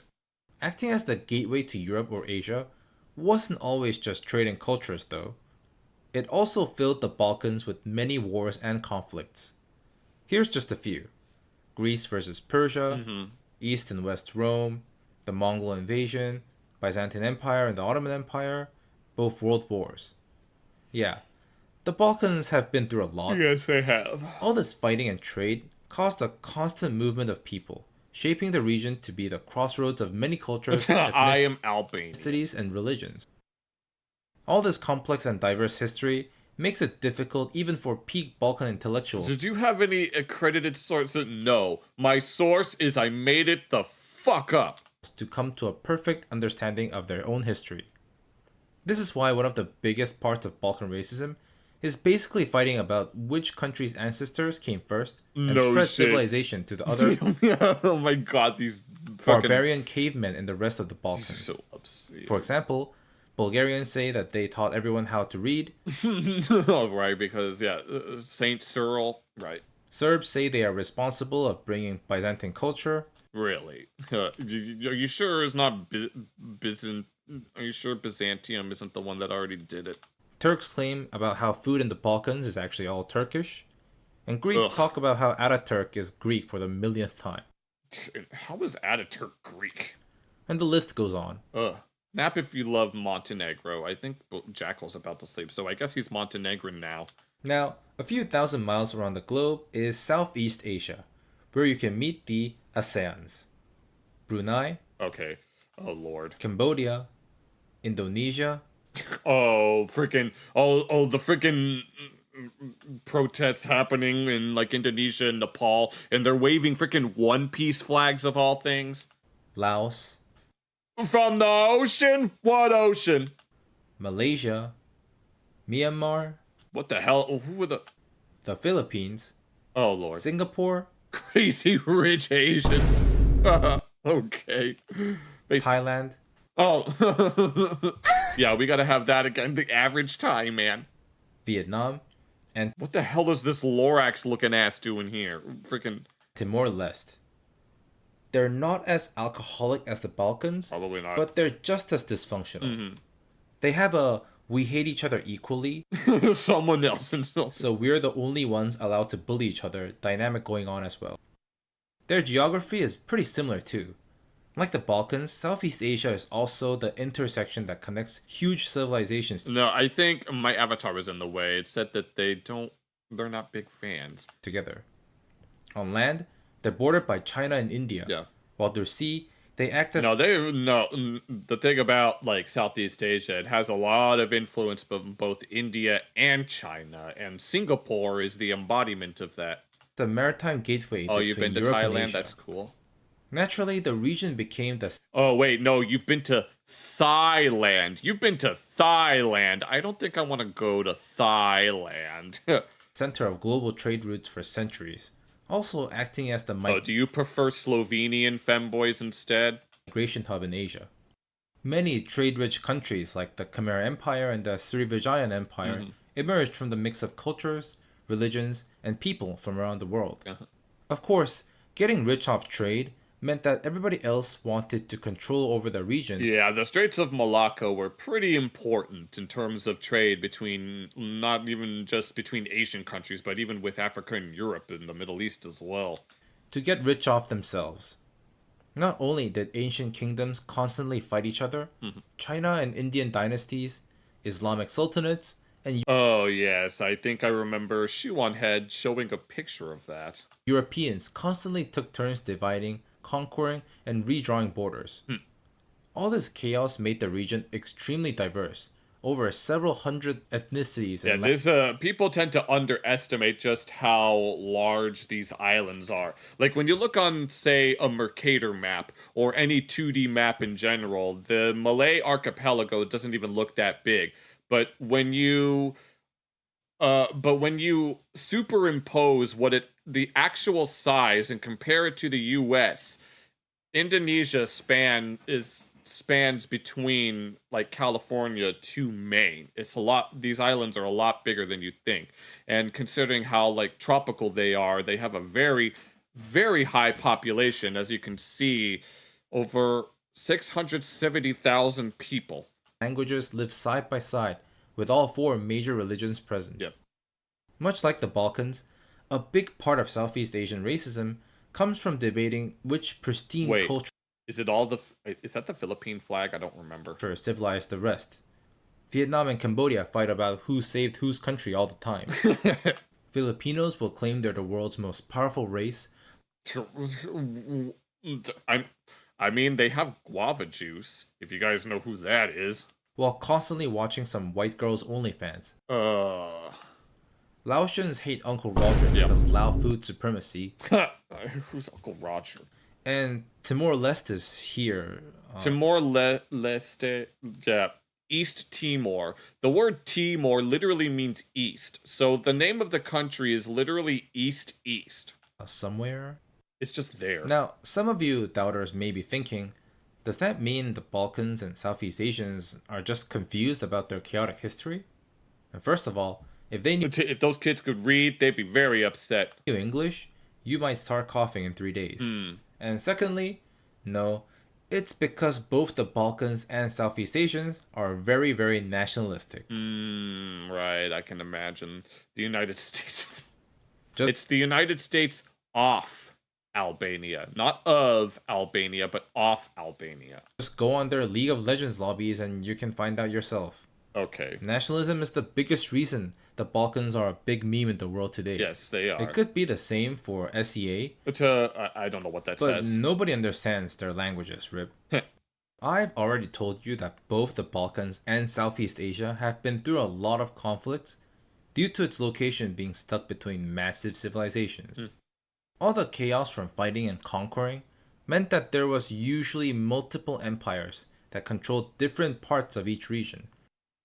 For a ruling empire, categorizing the region into religious or ethnic communities made it much easier to rule over the extremely diverse ethnicities and cultures. Yes, I know. I remember learning about all that stuff. For the Balkans, this is especially true during the Ottoman Empire's rule. Yep. Before the Ottomans, the Balkans consisted of various empires, kingdoms, and tribal territories with their own political autonomy with overlapping religious and cultural traditions. Simply, this means that divides in the Balkans were mostly which side of the river you drank and which version of Christianity your ruler told you to believe. Oh lord. When the Ottomans took over the Balkan region, they erased all the pre-existing borders and instead divided them up into arbitrary lines. Sounds like the scramble for Africa. And we all know what happened. Oh yeah, I just mentioned that and he brings it up. When you do that. The Ottomans used religion as a system to rule over others, creating a hierarchy with Muslims at the top, with Christians on the bottom. Yeah, but when you're living in the Middle East, for some reason, this doesn't apply. If you're a Muslim, you got to enjoy benefits in land, courts, and status, while if you're a Christian, you needed to pay more taxes and sacrifice your eldest son to become a Yenichari. Yes, the Defshurma system, I think it was called. Killing machine. Every region was then split into religious communities called millets. Oh, I think I remembered that term. Each were allowed a little autonomy, but were basically segregated for nearly 500 years. It's not that much different in Southeast Asia too. Remember when I said that the region is home to hundreds of ethnicities and languages? Naturally, that made Southeast Asia a sprawling landscape of kingdoms and sultanates, all fighting each other for influence over trade routes and whose religion is the best. Oh, good lord. This was all normal. As kingdoms fell and emerged, yes, this is normal. It became its own kind of ecosystem and international dynamic. Yeah. Of course, everything changed when the colonizers attacked. Yes, of course, nobody is expecting France. And they did what they do best. Blending centuries-old kingdoms and dozens of other ethnicities into arbitrary borders. What ended up happening was you've had I wanted to say freed, more like under new management. Countries where former enemies and rivals were suddenly living in the same neighborhoods. For example, Khmers, Laos, and Vietnamese, who were each other's rivals for centuries, suddenly had to work side by side in French Indochina. Yep. On top of this, many colonizers brought millions of Chinese and Indian laborers into Southeast Asia. Oh yeah, I know creating about sudden this. new socio-ethnic classes on the already chaotic colonies.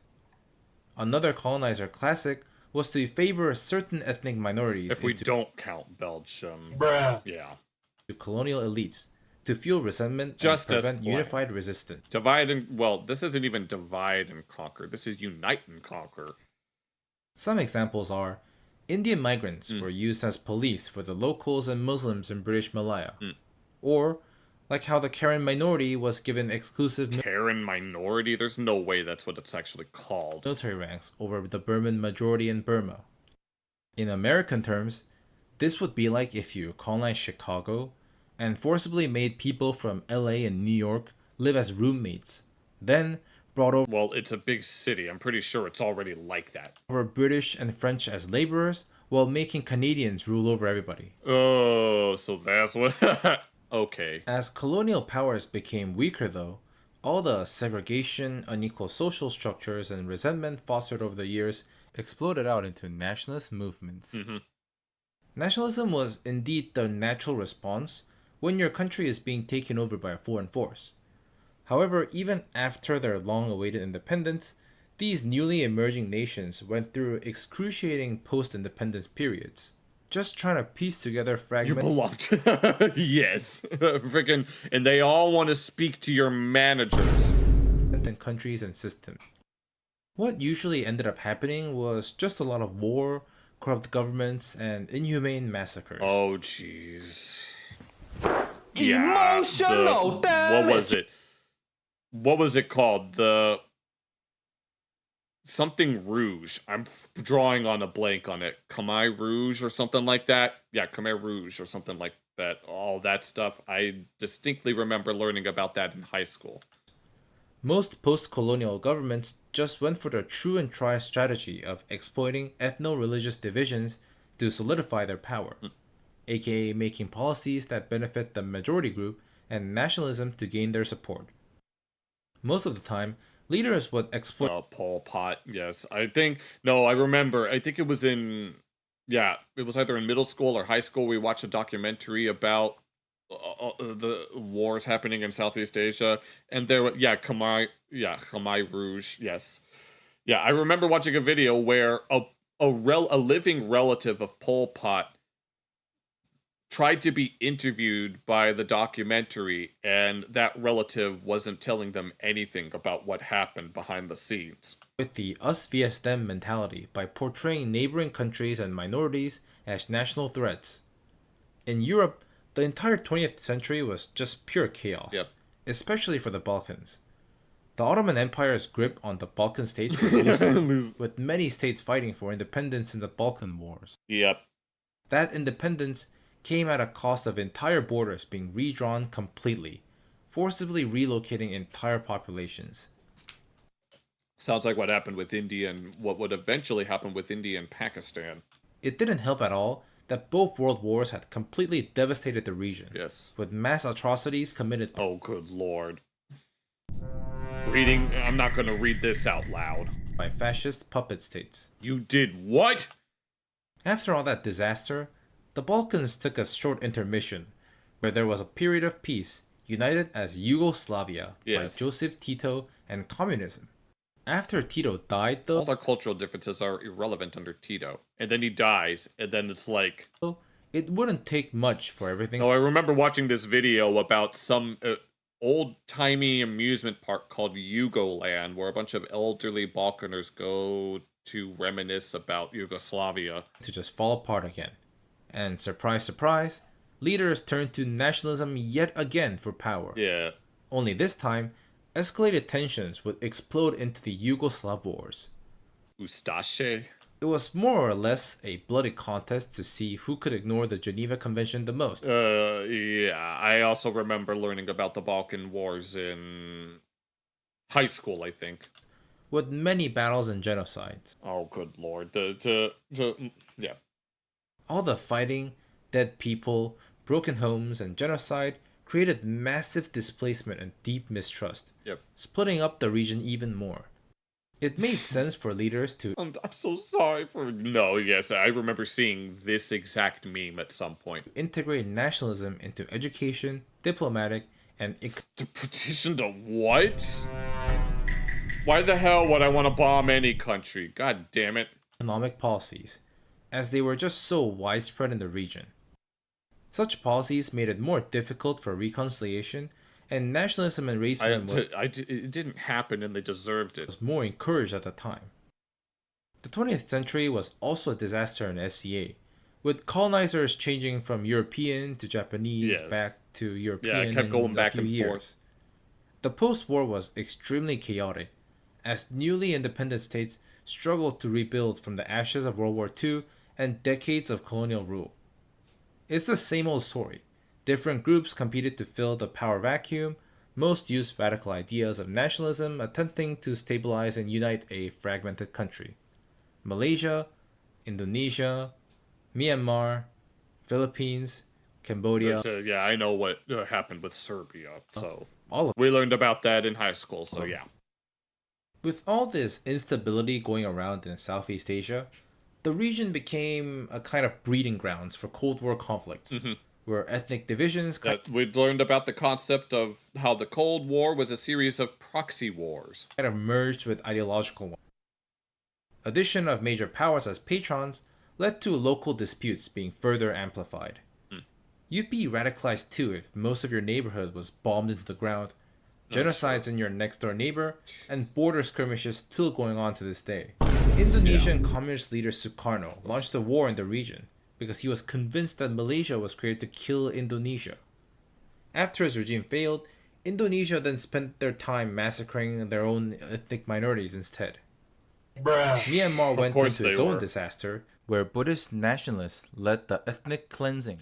Oh, I remember this. I remember when this was going on. The Muslim Rohingyas, even to this day. Oh, it's still going on? Good God. All the complex ethnic tensions built throughout a history of exchanging... And I think it's government-backed as well. ...conflict were heightened through over a century of colonialism. Then, they were radicalized through the post-war independence period, shaping the good old racism in these regions we know today. The crazy, over-the-top, degenerate nationalist comments. Fighting over who suffered more. Who is the superior civilization.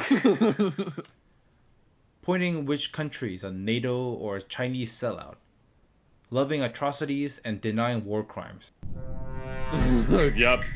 No, they freaking bragging about it just because it's their own people. Pretty much what people do with Genghis Khan. All of this was shaped throughout its history. Here's the thing though. While racism is still a very real issue, it's become part of an unexpected story of regional unity. In both the Balkans and Southeast Asia, generations have been shaped by histories of conflict, trauma, and rivalry. Yet, they've been turning their ironic nationalism and racism into memes. Yes, they have. No, the memes are absurd. Over time, as efforts for cooperation through regional frameworks like ASEAN, EU integration, and others push each region for stability, modernization, and reconciliation, more and more generations are stepping away from old historical grudges and have been creating a sense of unity throughout their shared experiences. The more memes and social media poke fun at stereotypes and hate each other based on national there's basis. More conversation and friendships. Yes. I'm not a racist. I'm a nationalist. There's a difference. Shared experiences with food, corrupt governments, terrible infrastructure, and alcoholism give something people to bond over, both online and in real life. All this is helping people move forward, showing that even the most historical enemies can be friends. Yeah. In the it's end, ironic. Maybe all this racism isn't just a tragic legacy, but a sign that these regions are finding ways to make peace with the past. Sometimes by laughing at it together. Yep. And just also Serbia wants to join ASEAN, and how the heck? It's so real. Oh, good lord. Why does Serbia want to join a Southeast Asian organization? That's very I don't know what to respond to that with. So apparently Serbia wants to join ASEAN. So you guys might actually be a family very soon. Who knows? Thanks for watching. Alright, no, that was a treat. I have no idea what the heck just happened there.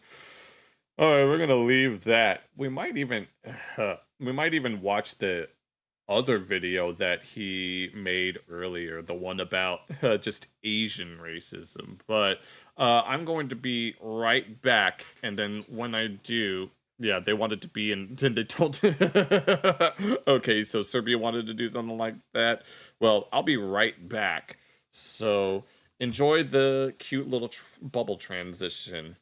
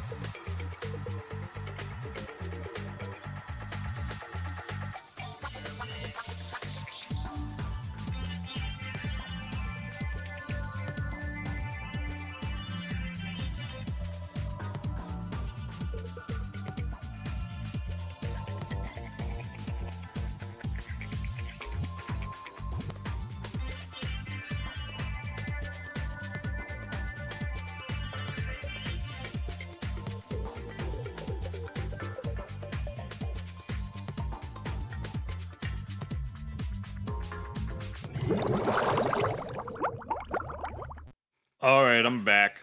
Okay, let's see. We should be in polyamorous. I think you spelt that wrong, and I think I'm good on that. So, open, close, polycule. I don't know what that means. You're tired? Well, don't worry. We'll be done in like an hour. We got through all of the things that I wanted to look at. So, what was that one thing that was... Someone mentioned... Oh, Spenian mentioned something called E. Michael Jones, Degenerate Moderns. We can check that out to see what it actually is. It's just historical and theological points in the first part of Mitchell Heisman's tome. I don't know what that is, but let me look for that one thing that I saw. Everybody, okay. I'll find it. What was that? I don't know who Mitchell Heisman is, if I'm even saying that right. Heisman. Dang it. I think I skipped past it on accident. Where is it? I saw it, and now I lost it again. It's too long? Well, I like history because it's not long enough. Okay, I'm gonna look for that. Son of a... It was... Okay. Let me look for that thing that I saw. Crap. Give me... Let's... Yeah, I don't think we're going to be looking at that one, though. Son of a...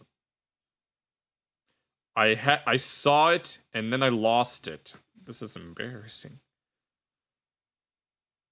Here, I'm going to look very closely. Neckland. Oh, found it.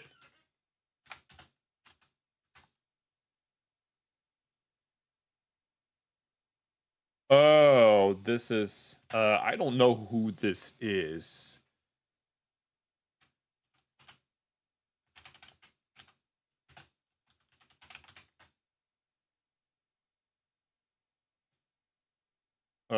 This might be a bit too long for us to look at this point. Unless you really wanted to look at it. The modern intellectual is, for the most part, a lecher and a fool. His theories are propounded for everyone but himself. This might be a bit too long for this stream, but I had mentioned more than once that if I run out of things to look at, that we would do a try not to laugh challenge, which I am very much red mist.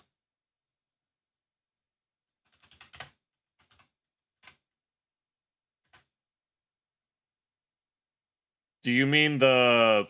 Oh, I thought I recognized Red Mist. It's the... Yeah, the Squidward creepypasta. I mean, I don't really know that...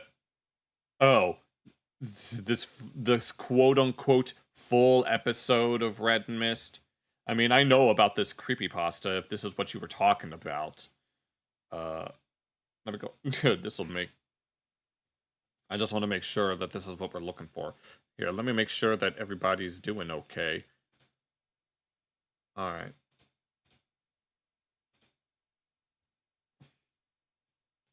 Let me... There's this icon here that has this play button with a slash, which implies that it's made for kids. Right, like this is going to be made for freaking kids. Kids, yeah, they have... You see this...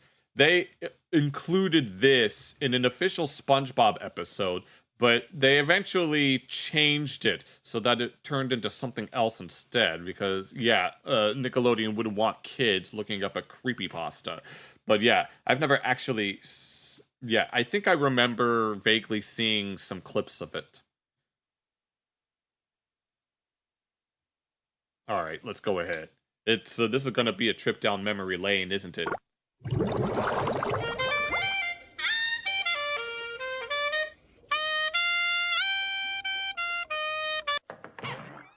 I wonder who that could be. it. Not interested. Is this actually you like the juxtaposition? Yes. Did I click on the right video, H-Shuck? Is this actually just a YouTube poop?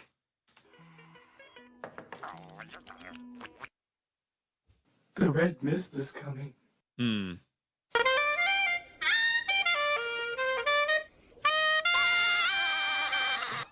I just want to make sure. Oh, you two knock it off. I have a concert to practice for.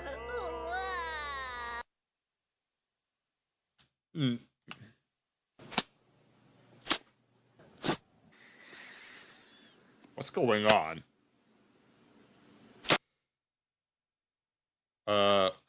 Hold on. I need to check something real quick. Sorry about that.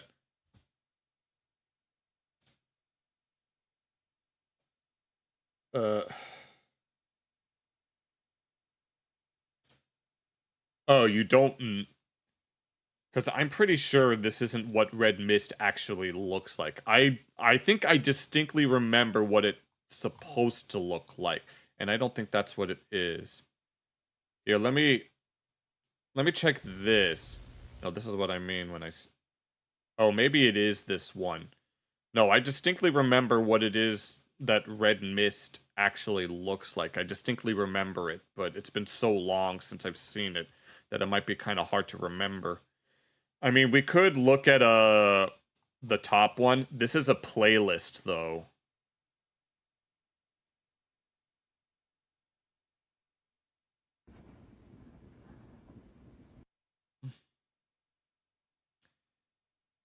Is this... Are we supposed to be looking at this playlist? Yeah, this is why we can't just look at other... Yeah, I think if we don't find what we're supposed to be looking... Oh, I just remembered. Someone wanted me to show you guys this. But if we find the right frickin'... This is a playlist. I don't think this is what we're supposed to be looking for. And quite frankly, I'd rather just do anything else. Because I want to make sure... One of the things that I have to make sure is that we keep this... Oh, it's under it? It's another... Oh, that... It's just another playlist, though. Here, we already watched this part. Let's just...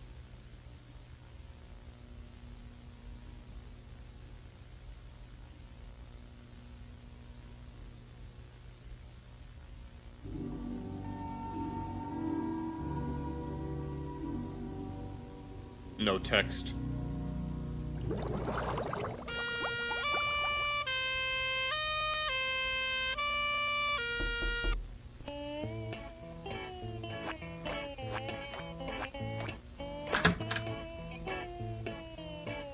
Not interested.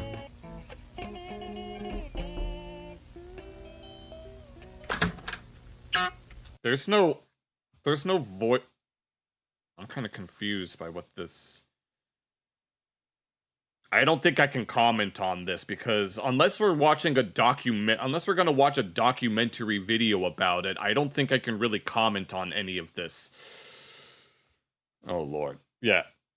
No, I was told in the stream on, I think Monday, that it's best that I just do the things that I want to do and then focus on other things. I said in the stream that if we watching a video and I'm having trouble commenting on it, then I will stop watching it. I can't really. So the thing that I said is that when we run out of stuff to look at, this one might be too long. And if we run out of stuff to look at, that we would look at a try not to laugh video, which would make contains exorbitant amounts of pussy and ass. do not watch if you're allergic to previously cited. Oh, good Lord. Oh, is that what that said? Oh, good Lord. I didn't pay attention to that warning screen if that's what you were talking about. No, I think it's best if we look at one of these try not to laugh videos and just try not to. This will be a very... No, I said that if we run out of stuff to look at, we're going to do this. So let's go ahead and actually do that. But let's reset it from the beginning. No, I want to... No, I'm actually going to try not to laugh. Let's actually try not to. If you guys laugh, you lose, alright? Crunches, when it crunches, that's why I love Nestle Crunch. Okay.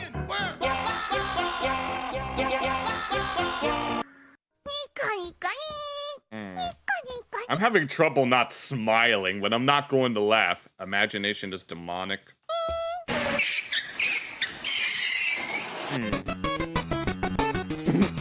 God dang it! I already... Okay, you know what? 3 strikes and I'm out. That's strike 1. I know it sounds like that I'm cutting corners, but I don't really care. This is more cute than it is funny. Alright, now let's act... Okay. Oh my god, I lost already. Like, not even freaking Oh. Imagination is demonic. Here. Let me... Oh my god, no, we're getting off track. Here.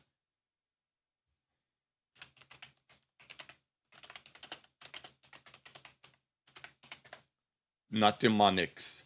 Oh. Oh, is this... What is this? That's a... We don't get to watch... there are too many of those. Do we actually want to watch this? Oh, Lord. I'm just trying to... Alright. It's just... I'm sorry, Acha. It's hard for me. It's just there are too many different videos that are too... I need something that's... I'm looking for... I know what I'm looking for, but I'm just saying. So this might seem kind of irrelevant to the video title, but recently I got a Jordanville prayer book. This is something that the Russian Orthodox Church uses a lot. I highly recommend this. Look into this. But interestingly enough, in this prayer book, a lot of the evening prayers that they have, which I'll do every night, they will have specific requests that, Lord, grant me a dreamless sleep. Like, you don't want to have dreams while you're asleep. And I thought that was a little weird when I first read it. And I was like, oh, why?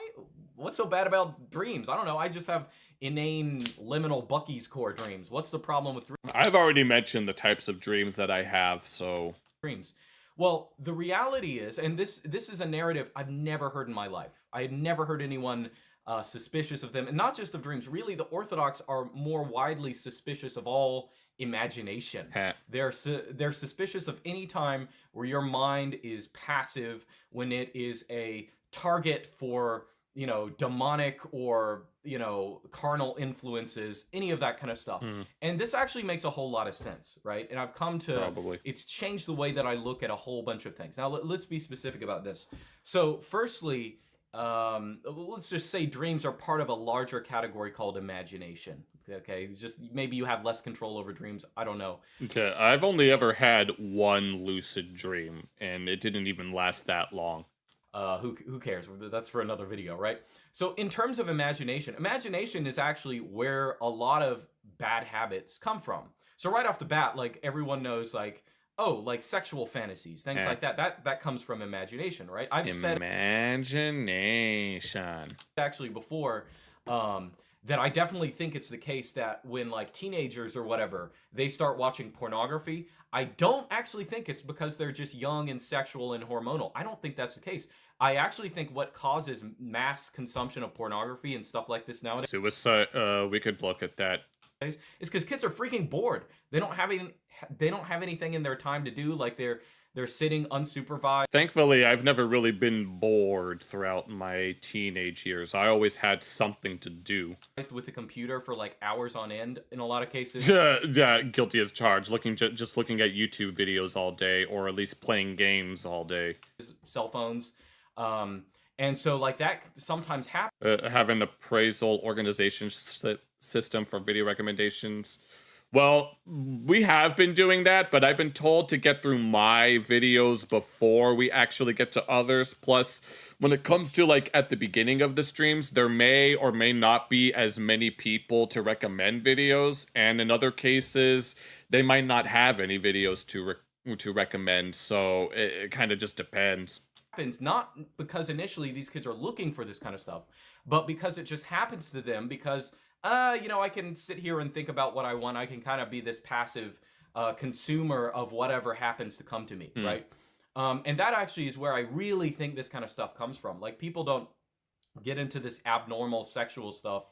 Okay, yeah, we can do that. It's just there are things that I want to look at that I want to get through first, and we might not be able to get through everything. So yeah, we could do that. I'm always down to improve this. Yes, through a roulette. I could implement. One of my friends implemented a roulette wheel in their OBS setup. I could try doing something like that. Just by living real life. They get into the stuff by being detached from real life and, in this, like, weird imagination world of, like, degenerate pornography and stuff like that, right? So that sexual stuff is a very obvious case of this. But I think it's also the case that imagination is, like, just really... When you really think about it, when you have time alone and you are letting your thoughts, like, control you, they lead you in, like, really bad ways.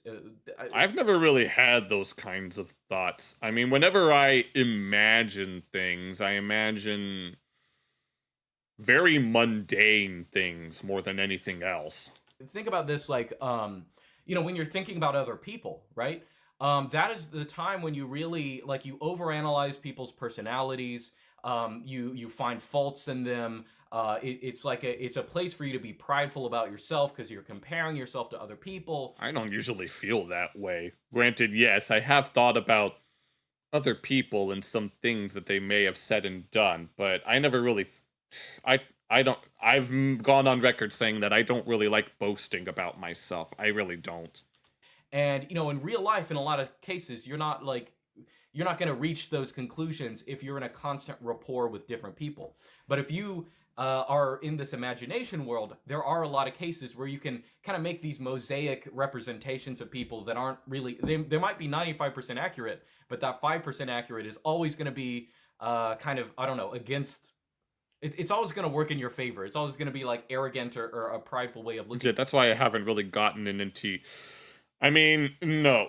I remember having a conversation about whether or not I wanted to start drama with someone, and I've decided I'd just rather not. At that point, I'm just like, if someone else instigates it and I have no choice but to respond, that's one thing. But you know what? I'm not going to instigate any drama. It's just not worth it in hindsight.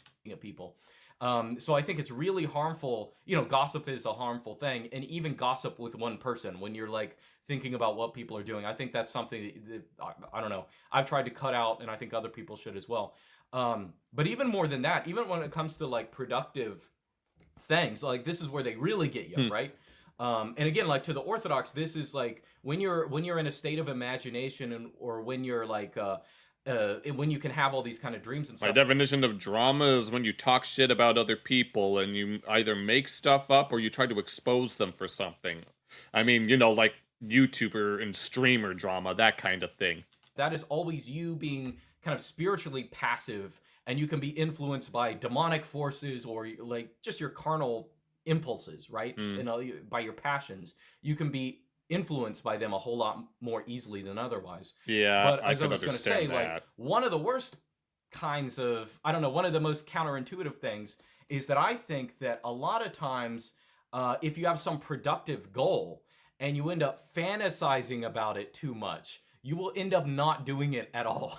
It sounds like me when I try to make plans for something in advance, and then those plans kind of fall apart in some way. There comes a point, like, let's say you want to accomplish something, you want to do, I don't know, I shouldn't even provide a hypothetical, because I know for a fact that there's probably something in your life where this is what yeah. he's going to be talking about.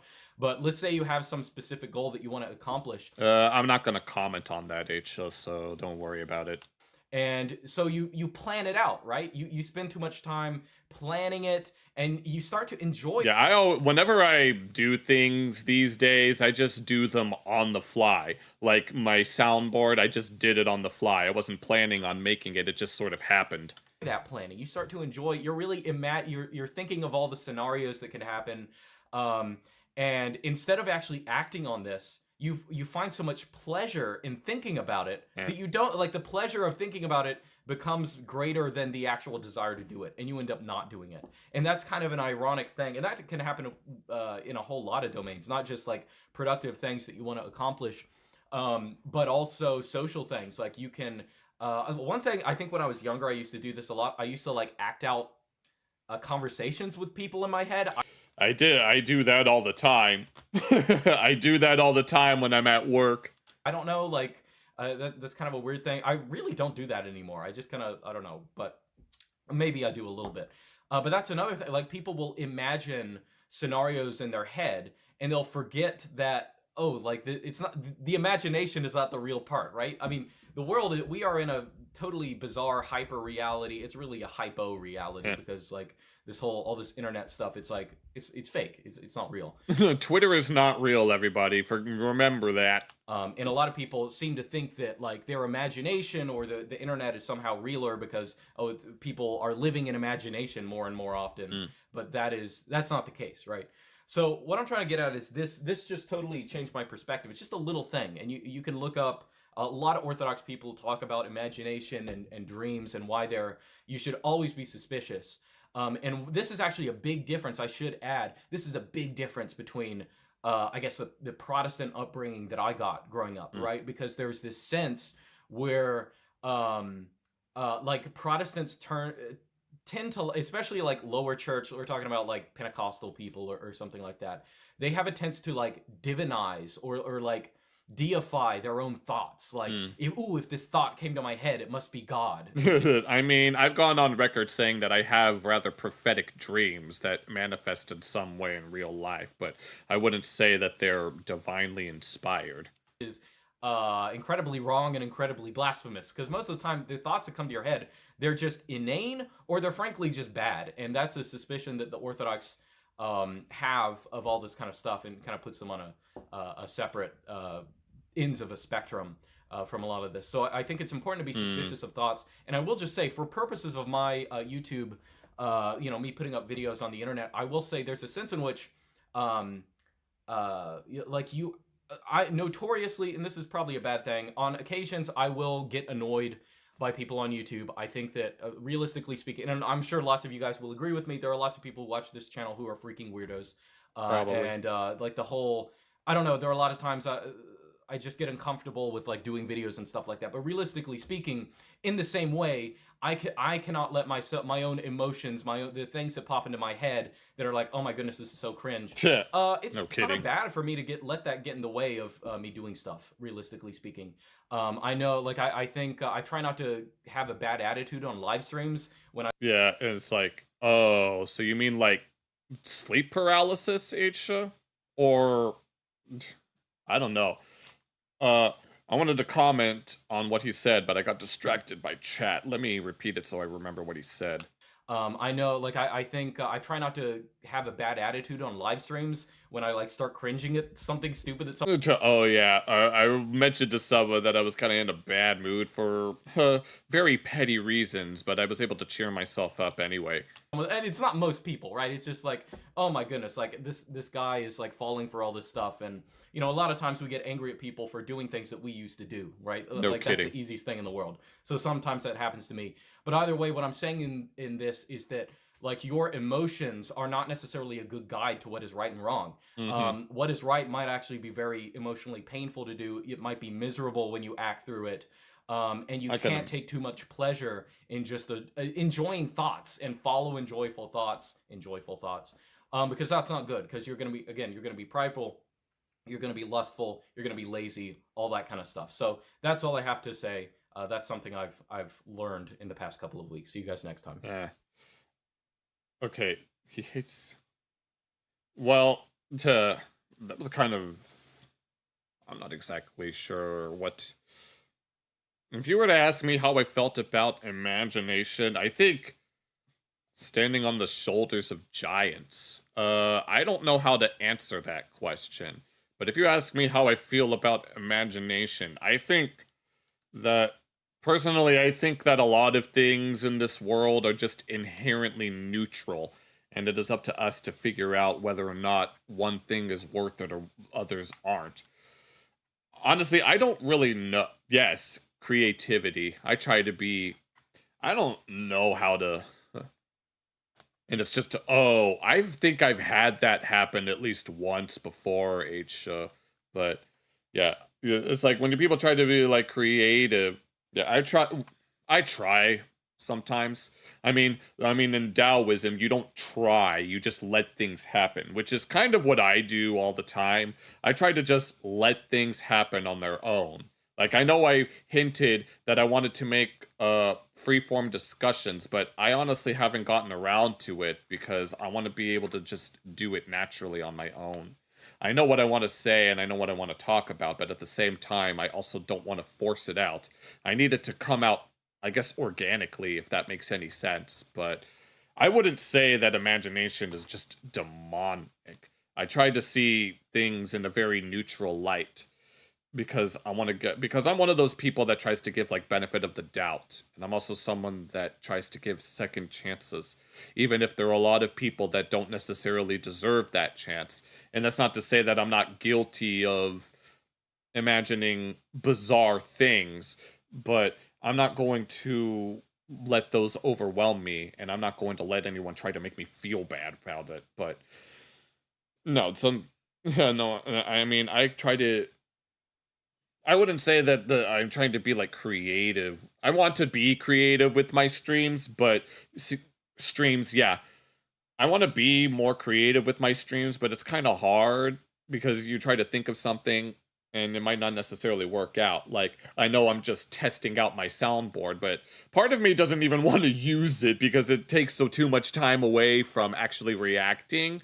But once we start doing, like, I guess, other things, maybe then things will start to, oh, Bunda, I'm so sorry. We just watched this video about imagination being demonic, which personally, I might not necessarily agree with that sentiment. I mean, I'm not Orthodox, so I don't follow any particular orthodoxy, but I mean, I understand why, but I don't know. I'm just...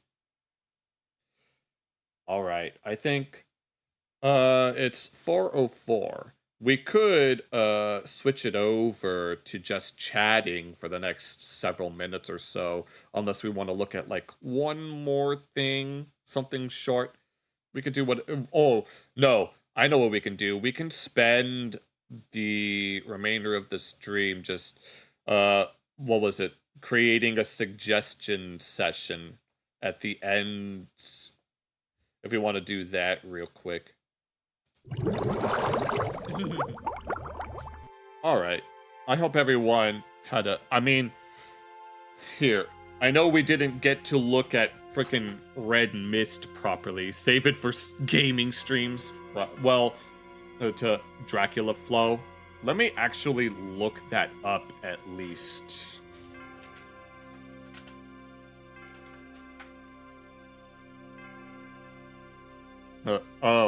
It says it's an album or something like that.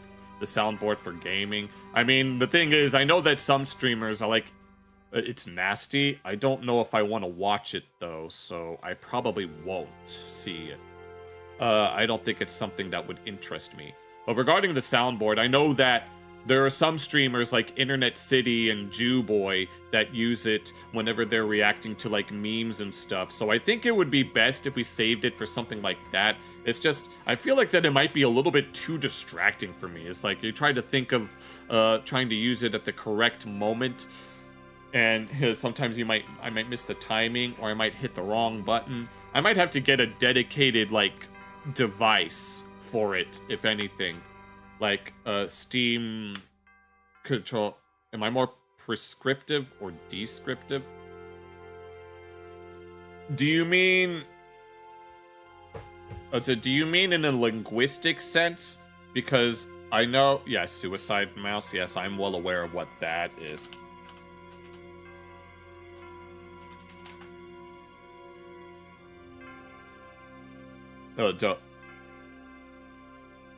Okay, yeah. There's a video by someone named Kaiser that said Suicide Mouse is big dumb. Okay, but, yeah, I remember looking up like creepypastas way back in the day, like Ben Drowned and Sonic.exe, good old Filthy Frank content. Okay, but I need to go back to Spanian's question first, if we're going to look at Suicide Mouse. Do you mean in a social personal sense? Because I know the linguistic sense of prescriptive and descriptive. Prescriptive is when you assign specific rules to a language that language must follow, or else it's vernacular dialect. And that descriptive is analyzing language based on how it's actually spoken by everyday people. But I wouldn't know how to describe it in a social or a personal sense. Here, I still have a few things that were on my list. We have a very System D Christmas, the Angry Linux Lurk. Yes, I already have that written down. And then there's animation versus animator that we have. If we don't get to Suicide Mouse tonight, we could probably do that at the very end, but I don't really know how to describe prescriptive, descriptive, social, personal, whatever. I only know about that in the linguistic sense specifically. I wouldn't know what social prescriptive or descriptivism even entails unless you can give me a proper explanation of what that actually means. If you can provide an example of both of those in a social context, I think I'd be able to give my thoughts on it. But with regards to linguistics, as someone who doesn't believe in isms, I'd say I'm neither, if that makes any sense. I look at what both sides have to say, and then I come up with my own coherent conclusion based on what makes the most sense to me. That's all I can really say on that. But, if you're still there, Spanian, feel free to let me know if you're able to provide... Yeah, but... No, don't worry, Wolfie. I still have that on my... How long is... Let me actually look that video up so that I don't lose track of it. Let's see.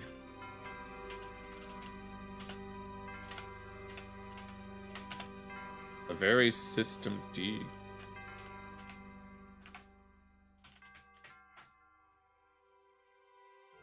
Oh, I found it. Okay. I didn't think that it would be that short. Okay. I thought it was going to be some long-ass whatever the heck. But if you guys want to make suggestions for, I guess, Friday, if I'm not able to find anything, please feel free to let me know. But if you're still there, Spanian, if you wouldn't mind wanting to, well, if you're not there, here, let's actually go back so that we can take a look at this very special System D Christmas, because I still have plenty of time to do some other things. All right. Here, let's go ahead and just check this out just to wind down for the night. He's gonna take you back to the past to talk about Linux, but no one asked. He'd rather not. Is this a parody song? Use Windows 10 out of irrational privacy fears. He'd rather use a Gentoo Linux so he can brag to all his friends he doesn't have. Okay, what's it a parody of? He's the angriest man you've ever heard. He's the angry Ubuntu With nerd. whatever you want? Alright. He's the angry computer Debian nerd. Why do I feel like I recognize Angry this? Linux nerd. Oh, was that Angry Video Game Nerd's theme song? System D. Even in my own nerd brain, I can't think of a bigger load of shit. And that creator of Leonard Portering, getting rid of all the good init systems, all the major distributions are getting rid of their good, perfectly functional init systems in favor of System D. OpenRC, what's that? Run it. All the other init systems, S6, They've all disappeared. So, I think it's about time the angry Linux nerd gives System D a try. Here goes. I don't know anything about Linux, and I don't know anything about the angry video game nerd, so this is completely lost on me. Why, come on, I don't have all f***ing afternoon. So I guess this is System D. Little green OKs, Is that messages. Not very different from OpenRC or Run It. So why did people choose this over OpenRC or Run It? I don't know what those mean. They say you gotta use sudo systemctl to enable and disable services. Why? In I Run don't It, know all why. you gotta do is symbolically link the file that's a service with the Run It directory. And then it just turns on. With this, you got a special command for it, got a bunch of stuff that it runs. Well, yeah, I know, but I still don't know anything about it. I don't know what a kernel is. I don't know any of these computer terms. That's running. And I'm not even really doing anything on the system. This stupid System D thing. What were they thinking? And the thing is, you might think I this means mean, really, what were they thinking? System D is very decentralized and is made of tiny little bits, as per the Unix philosophy, but no! All of this is other garbage. System D is just one of these many things. It's all monolithic, it's one big thing. And that just makes it so unusable. God, I could really care to see this Leonard Portering's face. What's that noise? Sounds like a knocking door. You hear that? No, I don't hear that. Came from the cupboard over here. Why Oh is Sans here? God!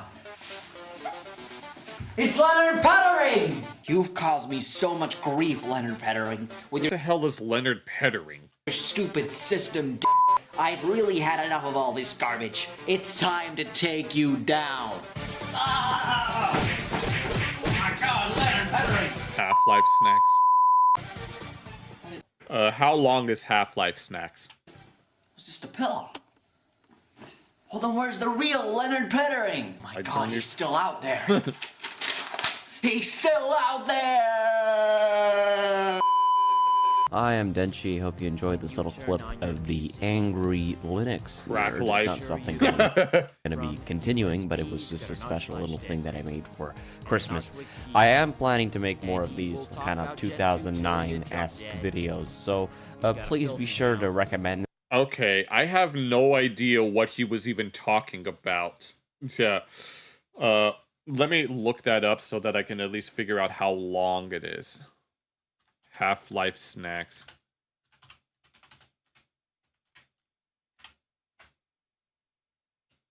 It's a 6-minute video, but we may or may not have enough time for this. Because I know... Okay, here, let me...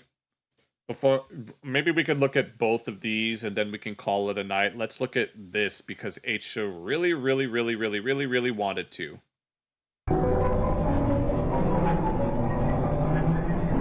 I'm pretty sure it's just this walk cycle. The pink cookie.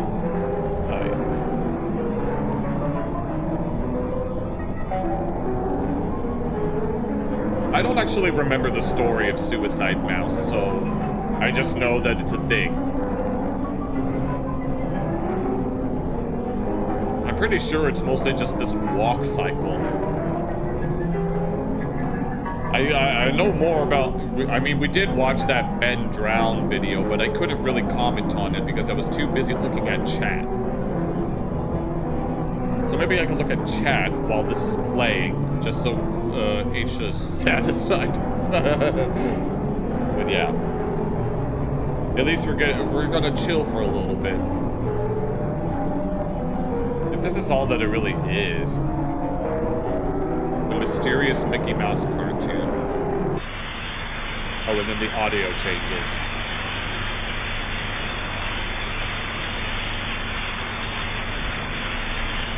Oh.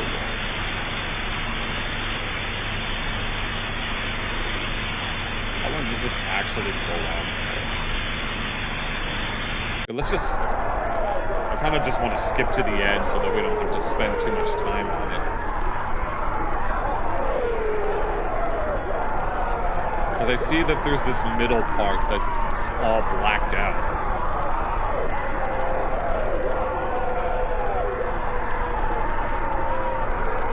The audio's just getting more and more. I don't know if they're... Okay, here, this is happening.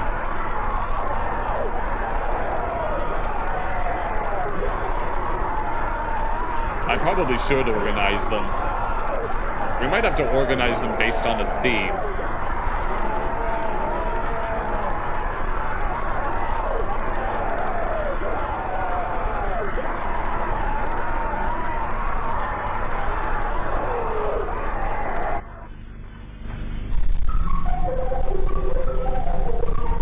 Very creepy. I mean, it's not that creepy, but... Why is there Cyrillic at the end? Vrata ada manyat ljubopinih. I don't know what that means, and I don't know why it says that. Disco volante? This is Suicide Mouse, an old creepypasta.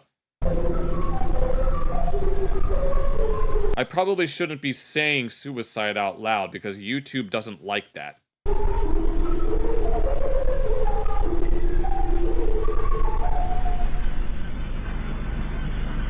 Okay, so that's that. Do the drama, the memes, and the try not to laugh formula. Yes. Oh, hello, Rhodey. It's been a while, hasn't it? Unfortunately, you joined us at, like, the end of the stream. Now let's actually look at... We will look at this last, and then we're going to wind down. So that, since this is a short video, I think we have more than enough time to look at it. My favorite snack is the big pink cookie.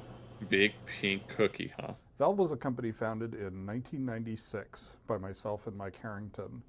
We're a video game The guy company, that can't count to 3. One of the challenges in the video game business is finding and attracting people from all over the world to come and work at your company.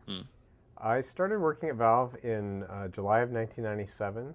I had been working previously at a different game company, and it was just awful. It was a really grueling, terrible job. So I pretty much was just ready to never work at a game company again. But Some talking to horror people here and streams. seeing Well, it is October, so maybe we could try something like that. snack bar and things like that, this seemed like maybe It looks like a completely mess. different environment. Y'all need to clean up. Well, I've seen a lot of snack rooms in the game industry, and those aren't even open. Valve by far has the best of them. What the hell was that artwork? Snack rooms in the game industry, and Valve by far has. Why the hell does he have this back here? Bruh. That's the best of them. Yeah, nightly. Okay, Rhodey, that's really nice. Over the last 12 or so years, Valve has had a number of accomplishments. Half-Life has been very successful. It won a huge number of awards. Counter-Strike, which is the most popular action game that's played on the internet. Spooky Deco. Oh, I know exactly what I'm going to add to the streams. Yes, that doesn't contain new... Yes, of course.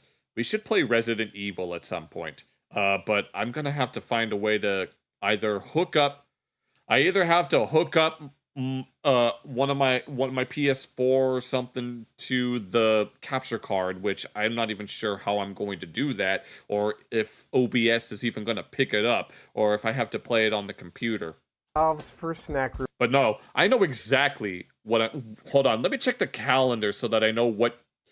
Oh, okay, I see. Halloween is on a Friday, which means I'll be streaming that night, and I know exactly how I'm going to do it.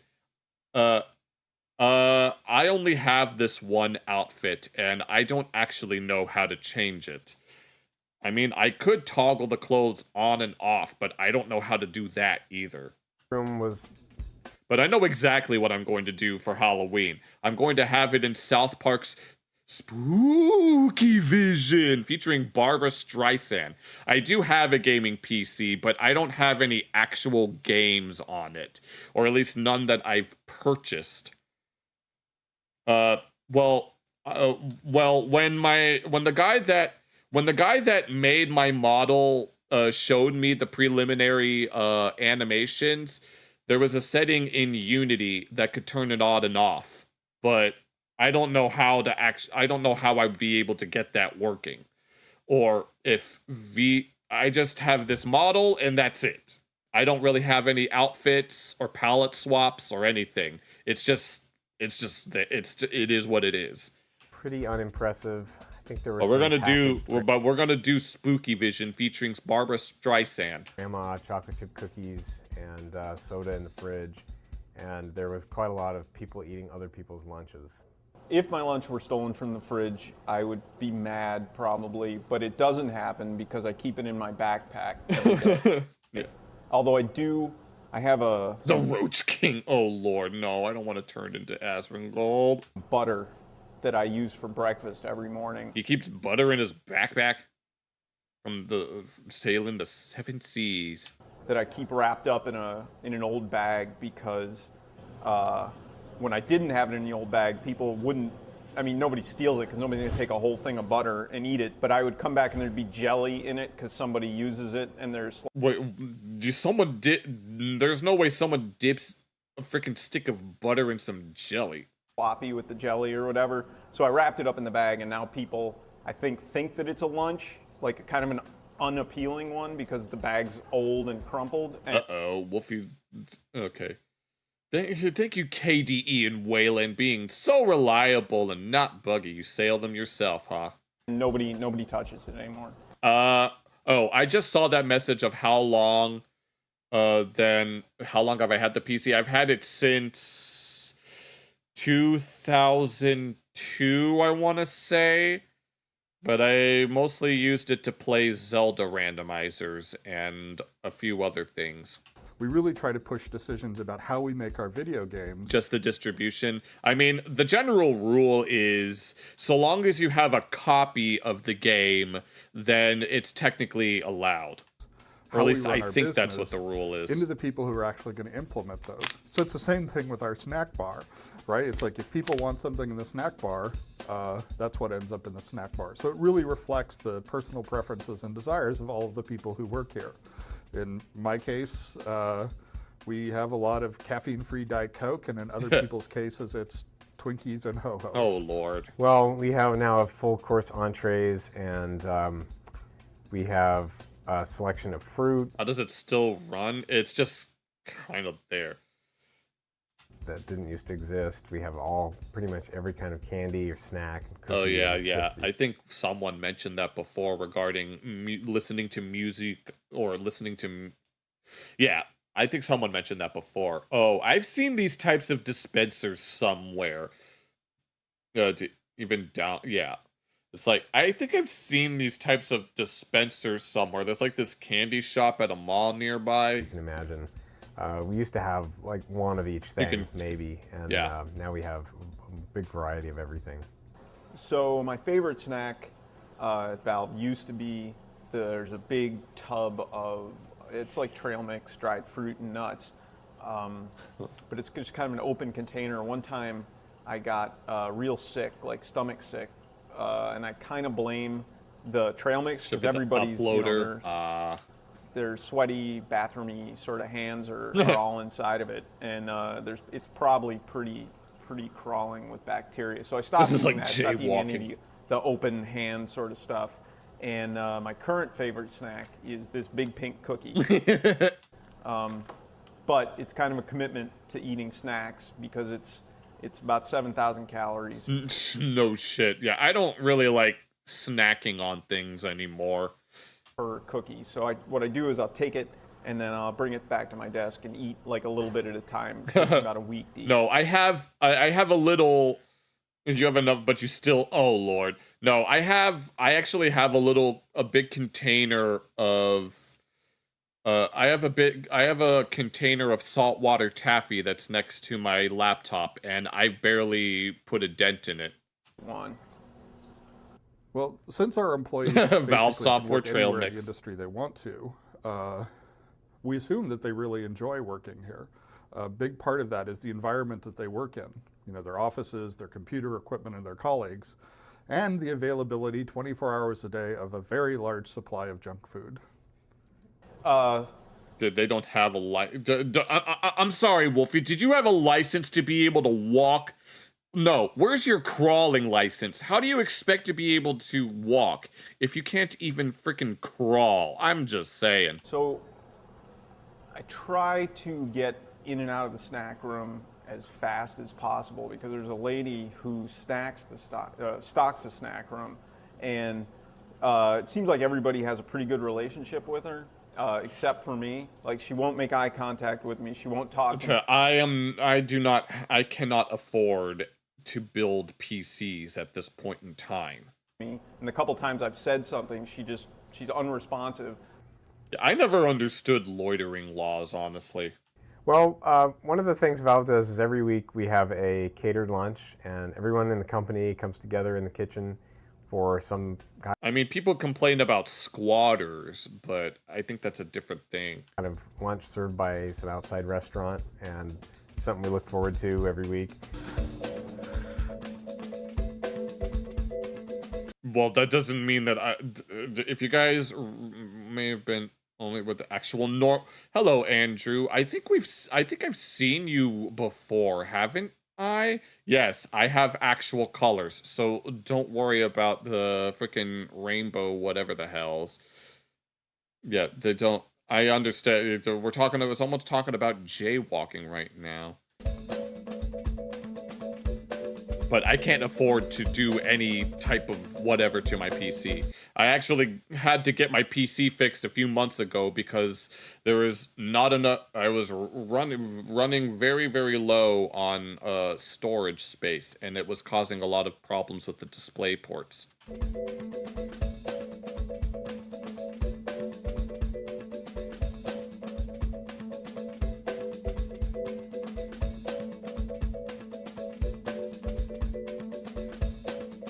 They're all just eating together.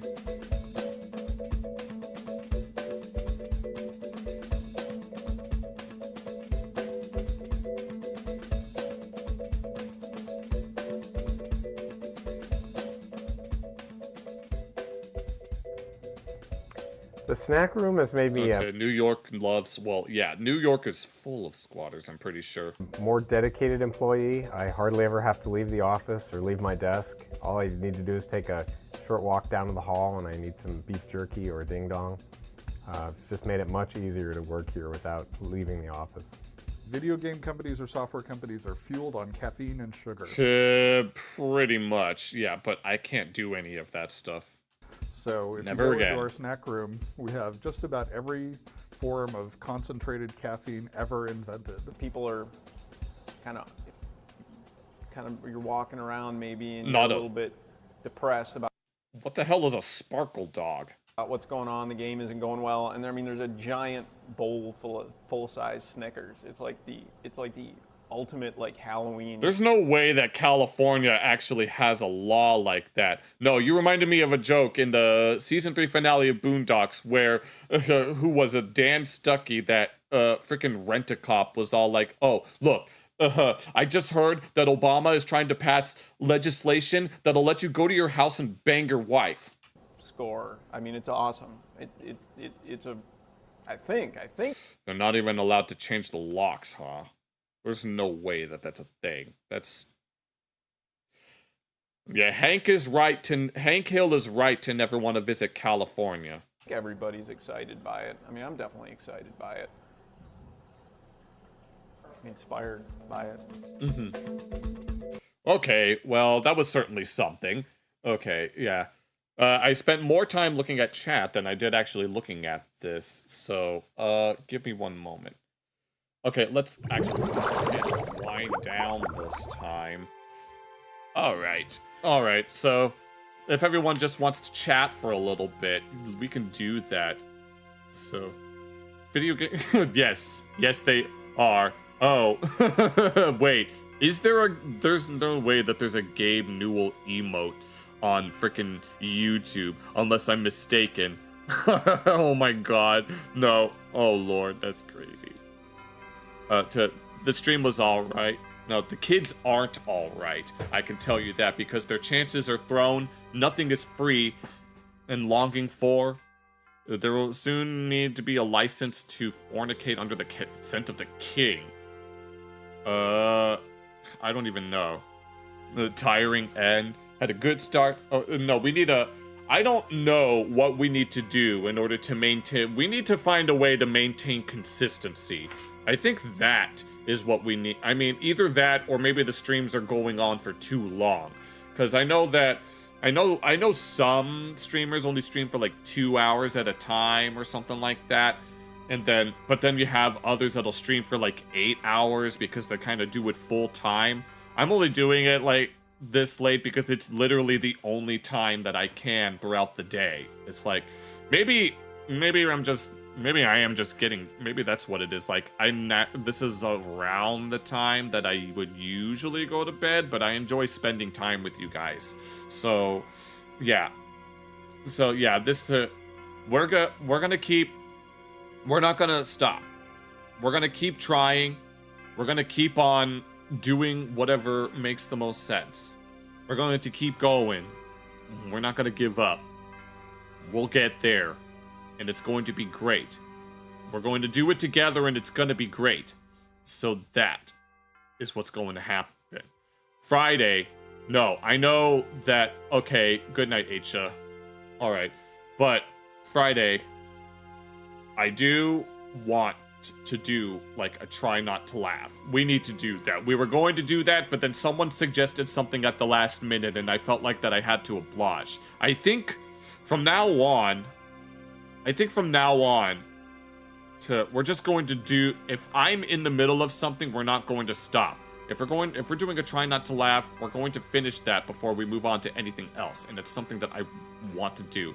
Good night, Wolfie. But if anyone else wants a weekly routine, I know, yes, we probably should. If anyone wants to like help out, even just a little bit, I'm more than down for suggestions. I would love, yes, a try, please, through the entirety of the stream. Oh my god. Oh, maybe we should do that. L4D2. Let me look that up because I don't know what that L is. Oh my god! Oh, Left 4 Dead. Okay. I've never played that game. Remember, I don't play a lot of games. I just the games I do play. No, I want to play Crazy Taxi. I really want to play Crazy Taxi and we're gonna road rage simulator is what we're going to call it. Oh my god. No. For Friday, I think Friday, once we're done going through whatever news and drama that we do, we're just going to do Try Not to Laughs. We're going to do Try Not to Laughs, and then we're going to look at some other we'll try to look at some miscellaneous thing that catches my interest. But you know what? I might. But yes, we need a routine. We need to. It's actually, I'm so glad that you guys are like more than willing to want to help me improve. It's something that I'm very, very excited. It would mean so much to me if you guys would be able to give me all sorts of pointers to know what other streamers do. Because yes, I know even like XQC, yes, he does cover drama, especially whenever he gets mentioned by Hamas Diddy Bin Laden, Adolf Epstein, Piker the Striker. But then I remember seeing him play some sort of gambling game. And I know that I'm sure other streamers have very similar routines, and I want to be able to match that, at least to a certain extent. And I would absolutely love for you guys to give, like, suggestions and stuff. And so, you guys, just thank you all. I thank you for whoever is able to show up, be able to chat and interact. It's very uplifting, all things considered.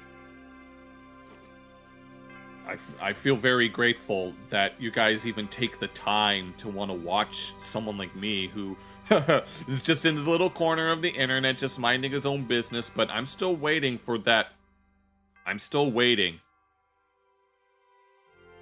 Oh no, we've already done that. We've already done that already, and it was... No. I need to check how many views that video has gotten. because, no, all of my YouTube videos only get, like, anywhere between fucking 7 to 20 views on average, and then there are a few that'll get, like, 100, and I'm like, what exactly am I doing? I need to know exactly what I'm doing wrong. Play games with serene atmospheres. Oh, yeah? Something thought-provoking, like World of Goo. I don't know anything about that, but there are quite a lot of games with, like, I guess I would consider having quote-unquote serene atmospheres. I mean, maybe it would a good idea to want to play games that I've never played before, so that I can at least have, like, oh, I played this game for the first time, and then the thumbnail, we're in it together.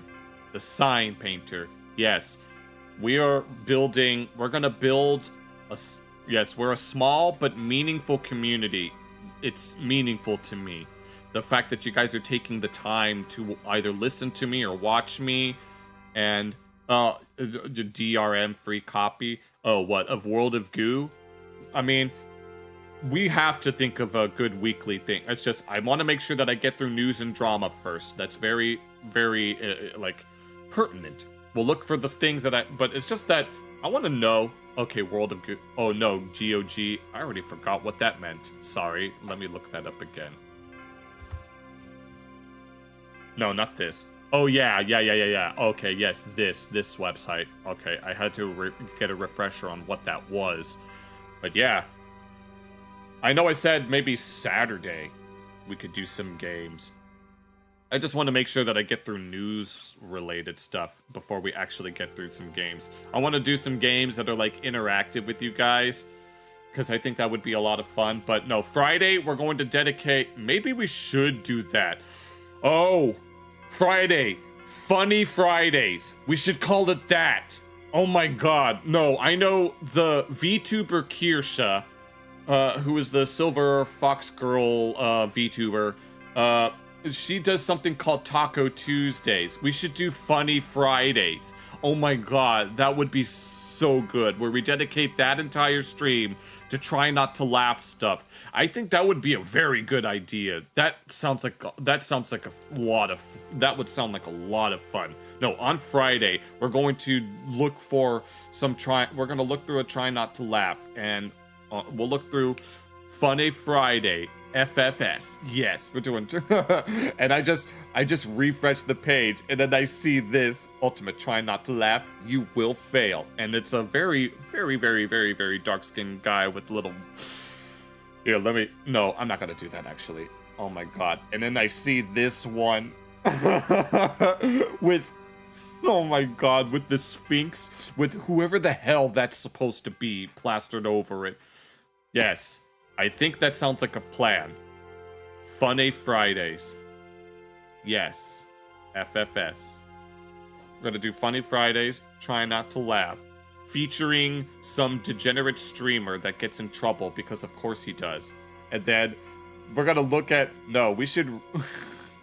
I keep seeing Internet Cities Try Not to Laugh videos, including one with the thumbnail that's Mr. Beast saying that he hijacked a plane, and you could probably see where it goes from there. And then there's this one where SpongeBob is drinking a freaking mug of Clorox, because of course he is. And then we can look at all this other stuff.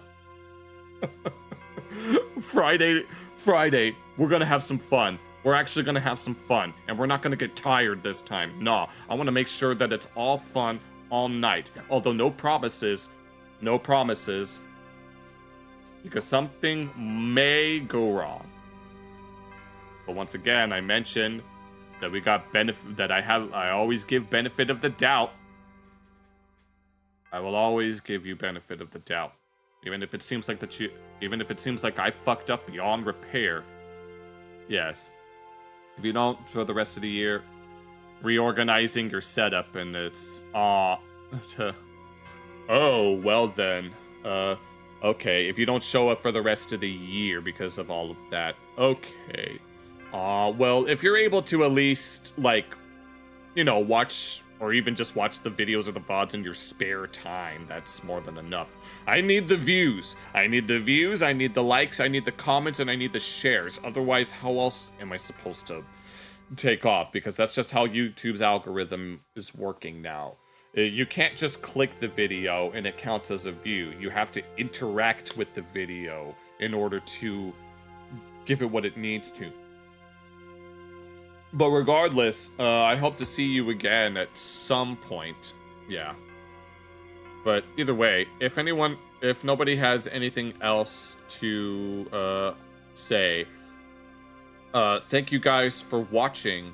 I will see you Friday, where we will do probably multiple try not to laugh videos or meme compilations, and it's going to be great. No promises, but thank you all so much. I appreciate each and every single one of you. Take care.